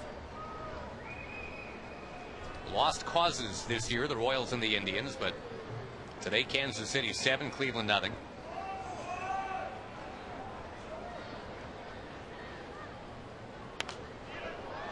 Tigers beat the Blue Jays 7-2. That was Rick Porcello getting the win to go to 13-8. He's got to be in Rookie of the Year consideration, along with the guy that he beat today, Ricky Romero. Yeah, when you look at Porcello, the interesting thing for me about Porcello is here's a young kid, pretty much right out of A-ball, who's never pitched into September, never thrown this many pitches, never thrown this many innings. Herman skips it by Langerhans. A double, two straight at bats now for Herman, and he's walked today. Just finishing up on Porcello, yet he's throwing as well in September as Edwin Jackson and Verlander, two more veteran guys. And so I think you worry about a young pitcher like Porcello pitching into September after being in the rotation all season long, but seems to be handling it well. Nice try by Langerhans. Another good at bat by Herman. Check that Ranger box score. Pretty much everybody has contributed. Rangers already with 11 hits. Everybody has at least one hit except Marlin, but he's knocked in a run. Good spot to bunt in right here. Get a man into third base with less than 2 outs. Left-hand pitcher, left-hand batter.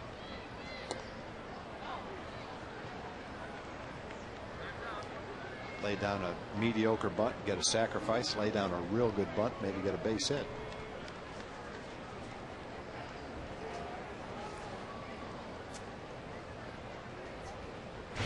Julio swinging away yesterday, had a home run, giving him 4 in his last 3 games after he had 2 in 101 games in the minor leagues.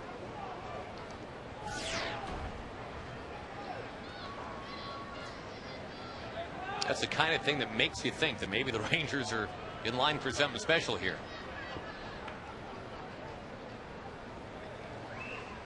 There's the bunt.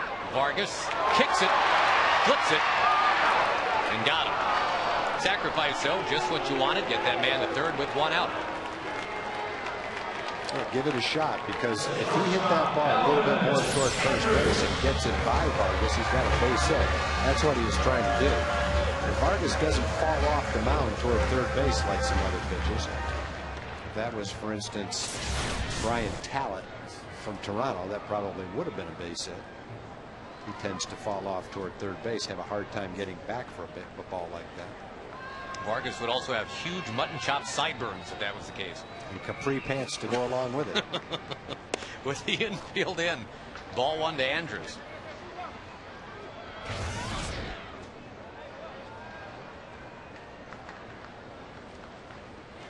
And the Rangers out hitting Seattle 11-3. Popped in a foul ground to Hanahan chasing. Can't get it. But they did. They all reached. Who got it? The big guy got it. Nice ovation there. That guy won, Hanahan nothing. That's a family of athletes right there. They all had their glove ready to get it. I think she would have caught it anyway if he didn't reach higher.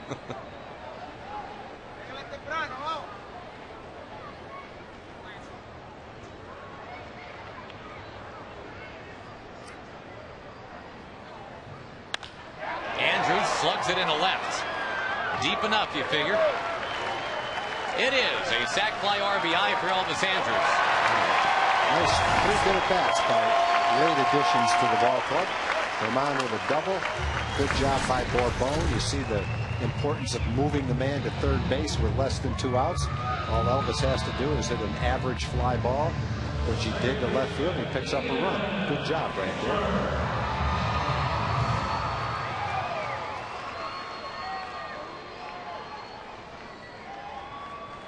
The Rangers doing to Seattle what the Cowboys did to Tampa Bay.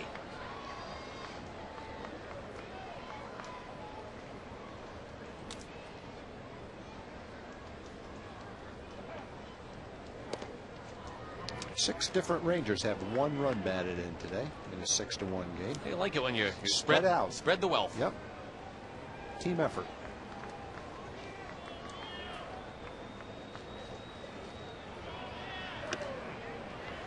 Tag, we mentioned the Tigers won their game today, and that stops a 5-game losing streak. With the White Sox losing to the Angels, obviously that's not great news for the Rangers. But the Tigers like that because they're back to a 6-game lead on Chicago. And coming down the stretch, the Tigers have a lot of games left with Minnesota and Chicago. Yep, a lot of head-to-head. Rangers with 7 left head-to-head against the Halos. But before they get there, they got to take care of their own business. They're doing that.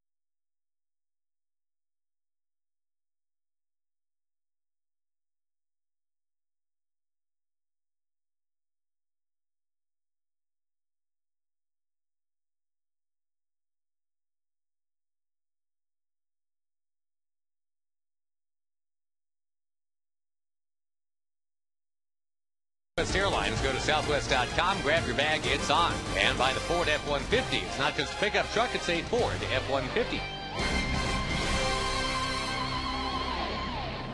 Well, the Rangers needing a shutdown kind of effort from a starter. They've been getting it so far in game 1. Tommy Hunter looking to go to 8-3. Rookies starting both games of this doubleheader for the Rangers. They haven't done that since 1978. Steve Comer and Danny Darwin started a doubleheader against these Seattle Mariners here in Arlington 31 years ago.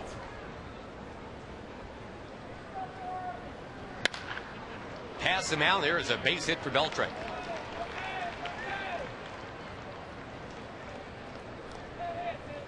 So the Rangers in the middle of this race to get either the wild card spot or the AL West title.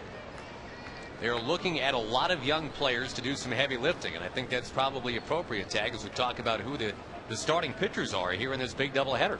Yeah, and you look at the young guys in the lineup: Bourbon, Andrus, Chris Davis. have done good things in this ball game.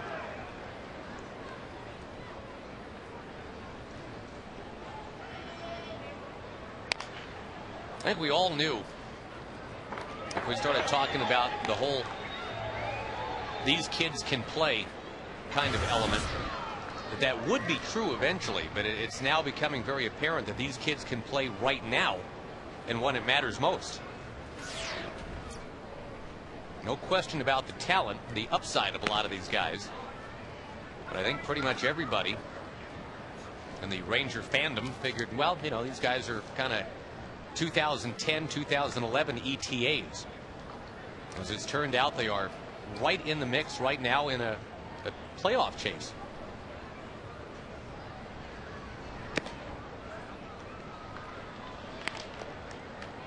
What a big lift they've gotten from Julio Bourbon.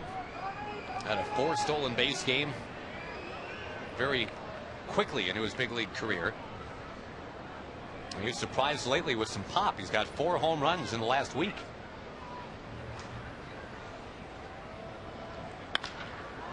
That ball driven into left center field. Bourbon going back, racing to make the catch.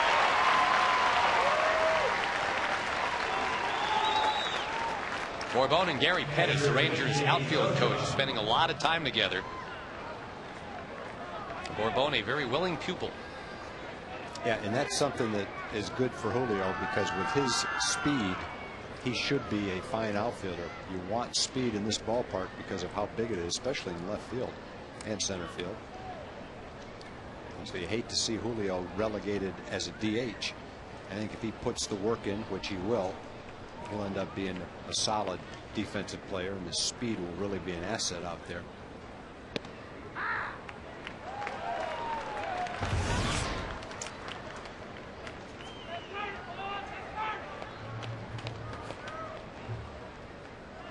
Kenji Jojima. 1 strike to him.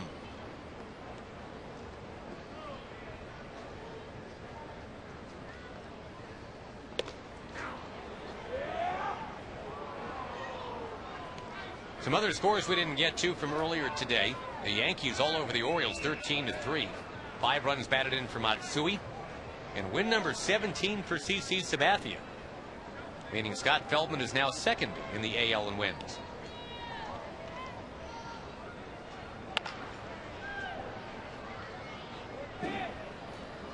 Twins all over the A's, 8-0, staying within 5.5 of first place. Oakland had 10 hits in that game, but no runs. Joe Mauer hitting his 27th home run of the year.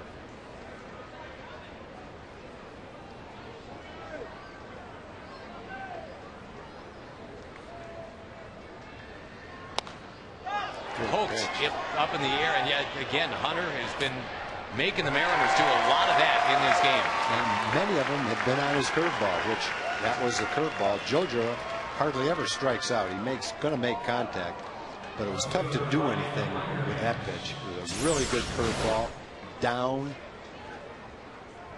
borderline strike. It was a strike, so you have to swing at it with 2 strikes. But really, it's tough to get a good swing and drive that pitch because of the great location he had with it. That's the 5th pop out induced by Tommy Hunter.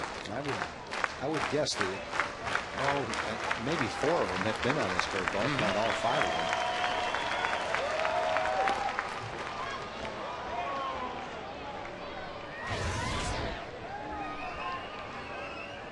Action begins for the first time in the Ranger bullpen.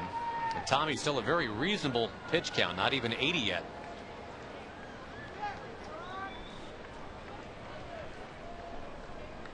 Runner goes with a great jump, and nothing Pudge can do about it. Beltre just kind of gets a donation right there. Yeah, and you're not holding him on. Chris is playing behind him, but you still want to check him at first base so you don't just let him go like that. It's early enough in the game, and it's only a 5-run game, where you don't want to let a guy go into scoring position. You got a left-hand hitter up there, so Chris is playing behind him, and he won't run if you hold him tight. Can't call that. Who cares? Yeah, and you can't call that one an infield pop up, but I mean, all that was really was a pop up that just kind of got muscled into left field.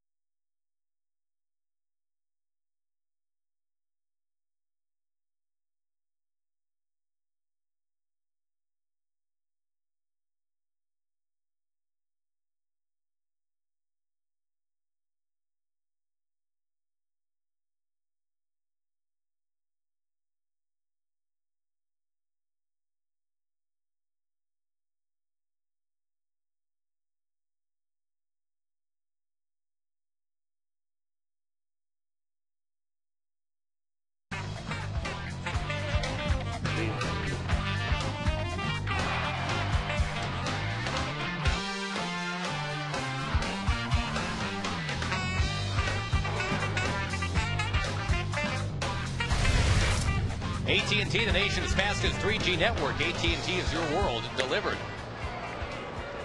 Bottom of the 7th inning underway. And the Rangers comfortably on top 6-1. That's really because of the pitching of Tommy Hunter. The bottom of the Rangers batting order is produced as well. Pudge Rodriguez a couple of hits. Chris Davis a home run. Herman on base 3 times, including a couple doubles. Marlon Byrd, who drove in the first run of the game, is the first out here in the bottom of the 7th. And I think you got to say, tag to Tommy Hunter after Kevin Millwood went only 3 2/3 yesterday. It's a big storyline here tonight. No doubt. And I like his determination. And he was determined after that outing. When the reporters talked to him, he said he wasn't happy with the outing. And he was positive that he was going to be better in his next one. And he definitely has been. John Nelson just passed me a note that of the balls put in play for outs, 21 of 37 have been in the air. So both teams hitting a lot of balls in the air today. And when they're in the air, they're not getting pelted by heavy raindrops. That's very nice. Isn't that lovely? The game was shortened yesterday because of heavy rain. A game that Seattle won 8-3, and Kevin Millwood with the second shortest outing of his 2009 season. There's really a hue and cry now for Kevin to step up and have one of those 6, 7, or 8 inning games we just got so accustomed to. And really, I think you have to say it was his shortest outing because his other outing came out with that muscle injury after 2 innings. First time he's come out before 5 innings because of performance. 10 of 21 batters faced by Kevin reach base.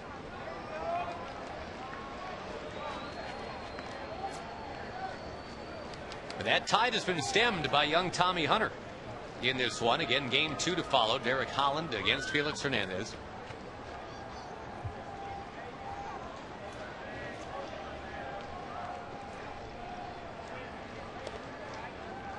Murphy, who had the home run in a long at bat last time up, the 8th pitch of his last at bat, he hit the other way for home run number 15.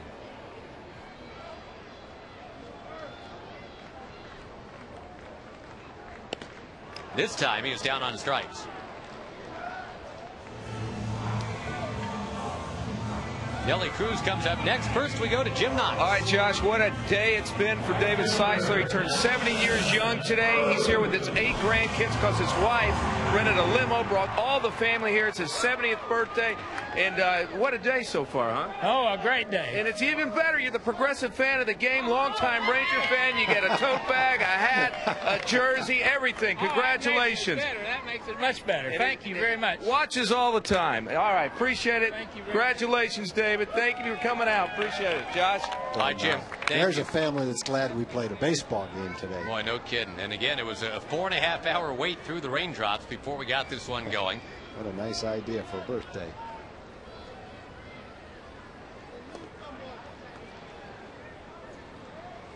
Cruz is 1 for 3.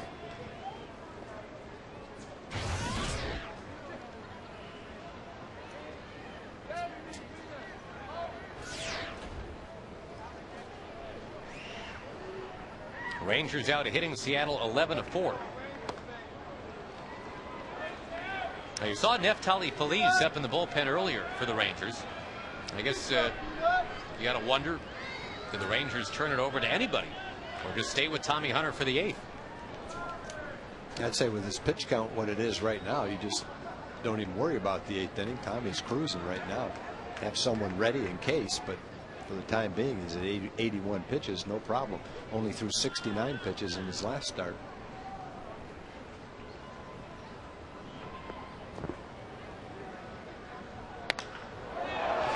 To the right field corner from Nelson Cruz. This ball is off the foul pole. It's a home run for Nelson Cruz. Well, we've seen a few go against the Rangers like that. We'll take one going our way. Not the longest one Nelly's hit this year, but it counts the same as any of the other ones. Let's just kind of chip some yellow paint over there to make it 7-1.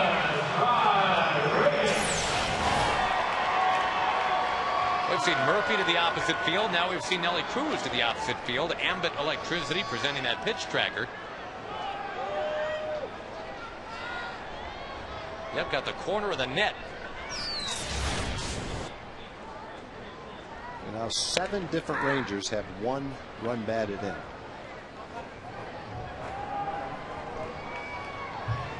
It's a very democratic way to get it done. Totally a team effort. 0-2 to Pudge. Now you just have to hope that the Rangers can bottle some of this and sprinkle it around in game 2. It's going to be a little bit more difficult in game 2 with Felix Hernandez on the mound, but Rangers get another good pitching effort and play the same kind of offense in the second game they're playing today. In this game, they'll be fine. Wilson backs up, sets his feet, and Pudge Rodriguez is out. But a Nelly Cruz home run gives the Rangers yet another run against Seattle. Things are going quite.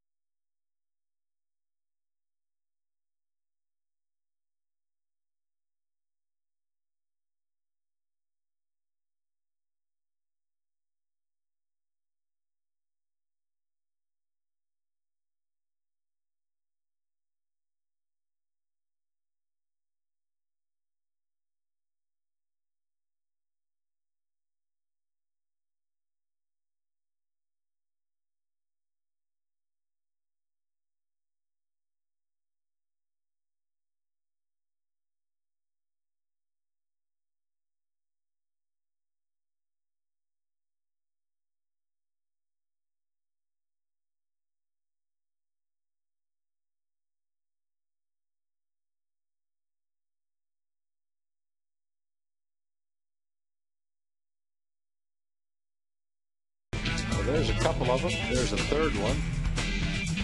There's one of the pop-ups we're talking about. That is 2 strikeouts with a curveball. Another one of those pop-ups going to the outfield. That was a pop-up. It looked like it was going to be a swing and a miss. So very effective with his curveball in this ball game. Number of his outs have come with it.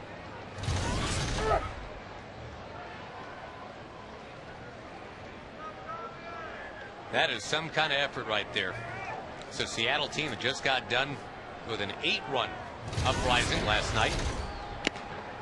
Tommy's had 1 start this year where he pitched past 7 innings. He went 7 2/3 a while back against Cleveland. Has not gone 8 innings in a start yet.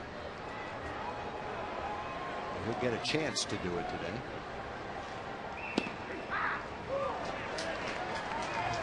Now the Seattle fans are all still kind of watching on right now because Ichiro is on deck with those 199 hits for the year.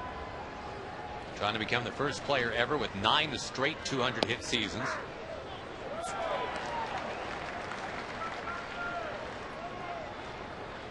Came close his last time up. He had a deep line drive to left that Bourbon raced down.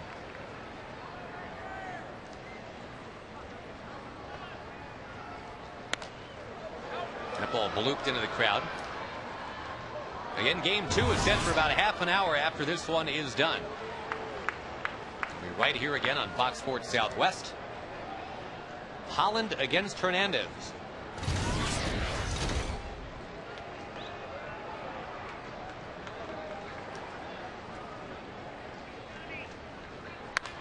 On the ground, nothing happening there for Jack Wilson. Took a big cut. Hit about a 7-hopper to Ian Kinsler.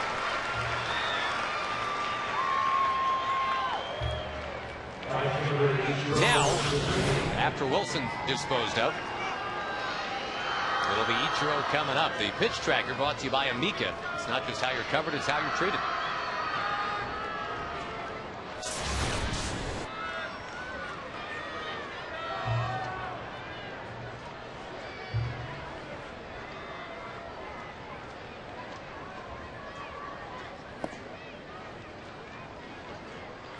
His 9th season in Seattle, he's no longer a wonder, just a fixture in Seattle.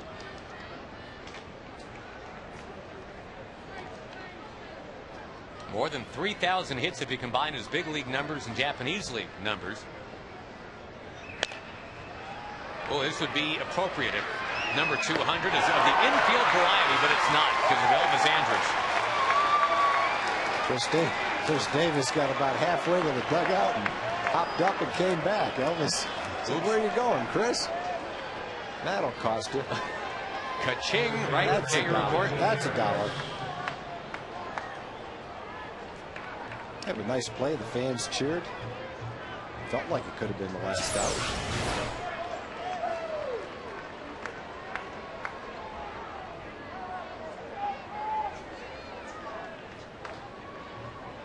CD? Come on back. One more to go. Tommy has a great chance to get 8 innings in today. He's only at 88 pitches. Well, and again, you know, you just didn't want it to become in anybody's mind the thought that this was maybe a trend, a downward trend for Tommy Hunter. The last 4 games, the ERA of about 5.5. This is the kind of performance that leads you to believe that, all right, whatever had to be worked on got worked on.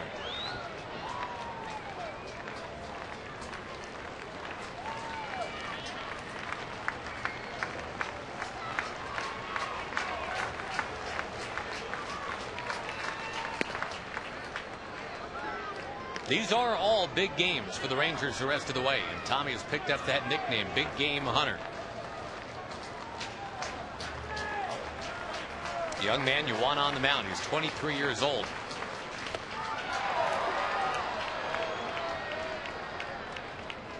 Pitching to a 37-year-old catcher.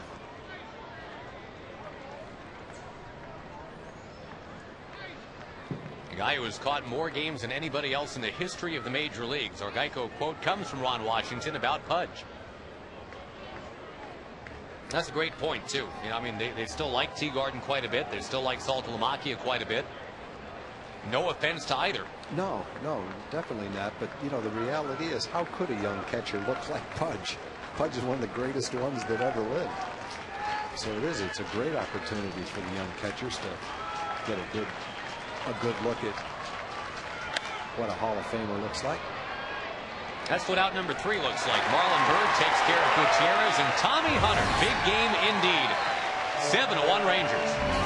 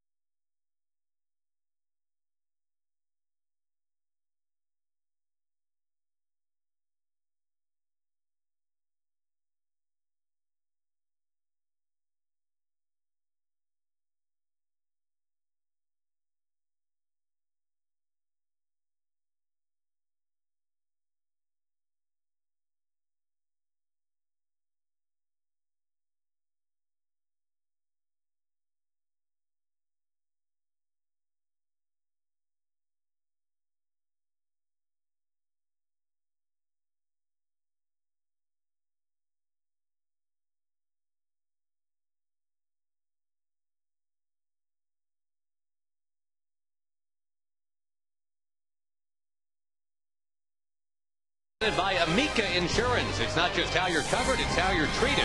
For more information, visit amicatexas.com.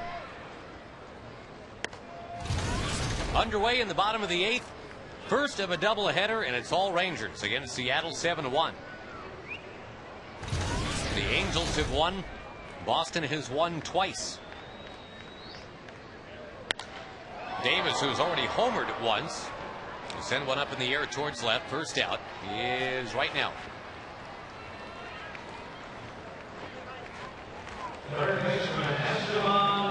Esteban Herman comes up next. He has been a very pleasant surprise in terms of being a spark plug this week. Well, just like Pudge came up and earned some extra playing time, I think Esteban has done the same thing.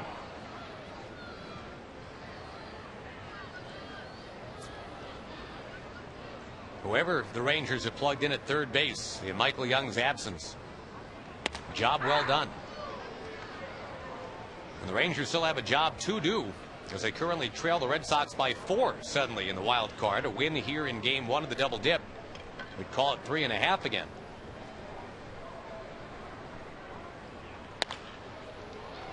Towards second, Lopez on at first, 2 out.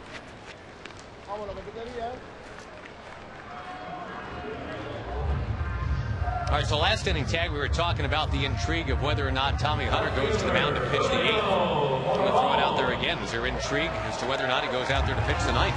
I think you can go either way with it. You've got a nice, comfortable lead. If Ron feels it's important for him to go out and try to get the complete game, that's fine because his pitch count is very manageable. You can always have someone up if it gets over 110, 115 pitches.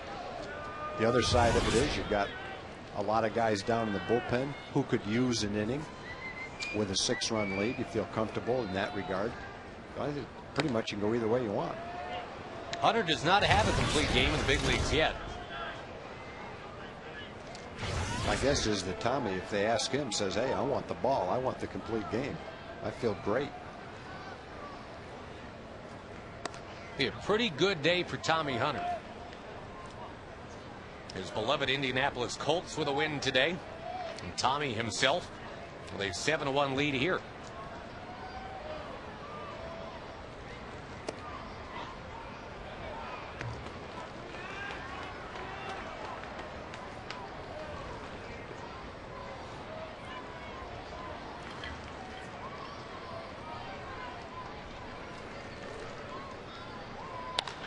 Bourbon hits one pretty well in the left center. That's the final out, though, here in the 8th. On to the 9th in game 1. Looking great for Tommy Hunter and the Rangers.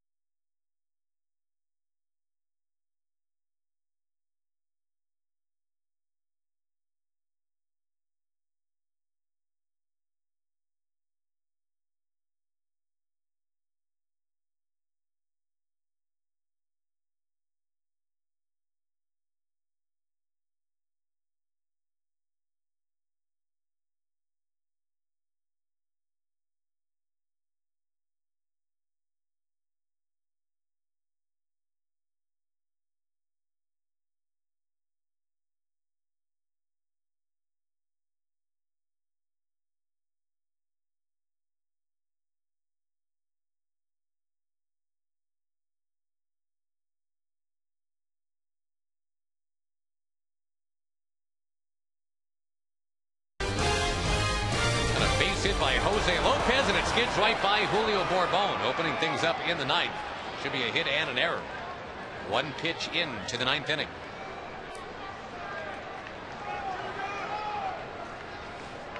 Tommy Hunter's at 93 pitches, and you know it. He wants to finish this thing, go the distance for the Rangers.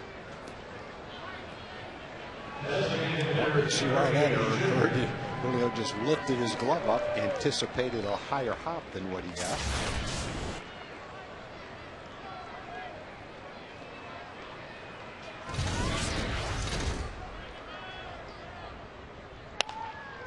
Griffey, and Andrus was perfectly positioned. Runner goes to third. You don't mind that at all. You just want that first out here in the ninth inning. And both those balls were hit right off the end of the bat. Third baseman Adrian Beltre. Well, good start, even though two batters have happened here in the ninth inning. It's only been a couple of pitches. Frankie Francisco, if necessary. Ichiro got one hit in this game. He's up to 199. Can you imagine if he goes hitless in game two? And the Japanese media waited through the incredible amount of rain. They've got to get on the road again. Yep. All that for nothing.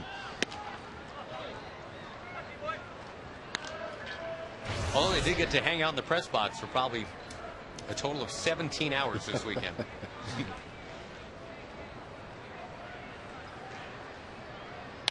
Beltre in the center field, and now it is 7-2. That's only the second inning in which the Mariners have had 2 hits. The pitch count, not even 100 for Tommy. Mike Maddox is going to go out there, remind him that right now, one ground ball away from having a complete game. Look at that, only one inning of more than 14 pitches. That's exactly what Mike Maddox is all about. And Tommy Hunter is carrying it out tonight. And the fans are happy to see Mike come back and Tommy's still in the game. They want to see him get a shot to finish it. And Ron will give him that shot, but he's not going to let him throw too many pitches.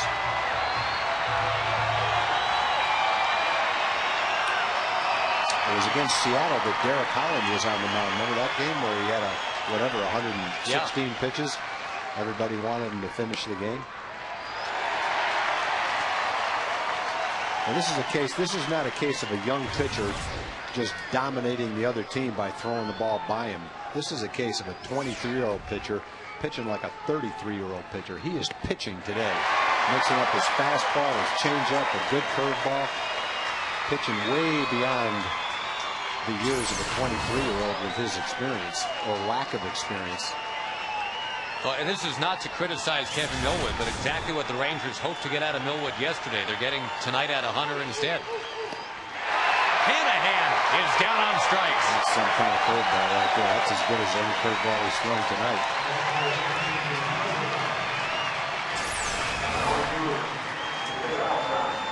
And Tommy's setting that up by finishing this game. Yep.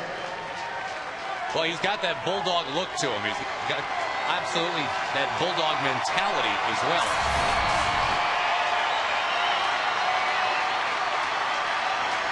One out away from his first ever big league complete game.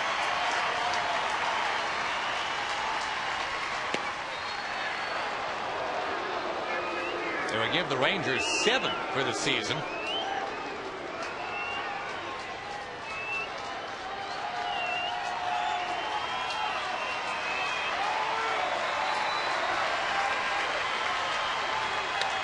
To second base, ball game.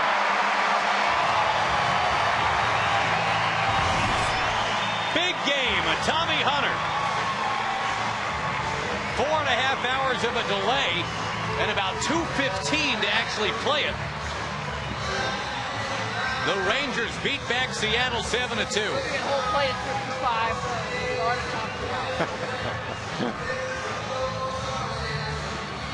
Too bad these guys aren't having fun, you know.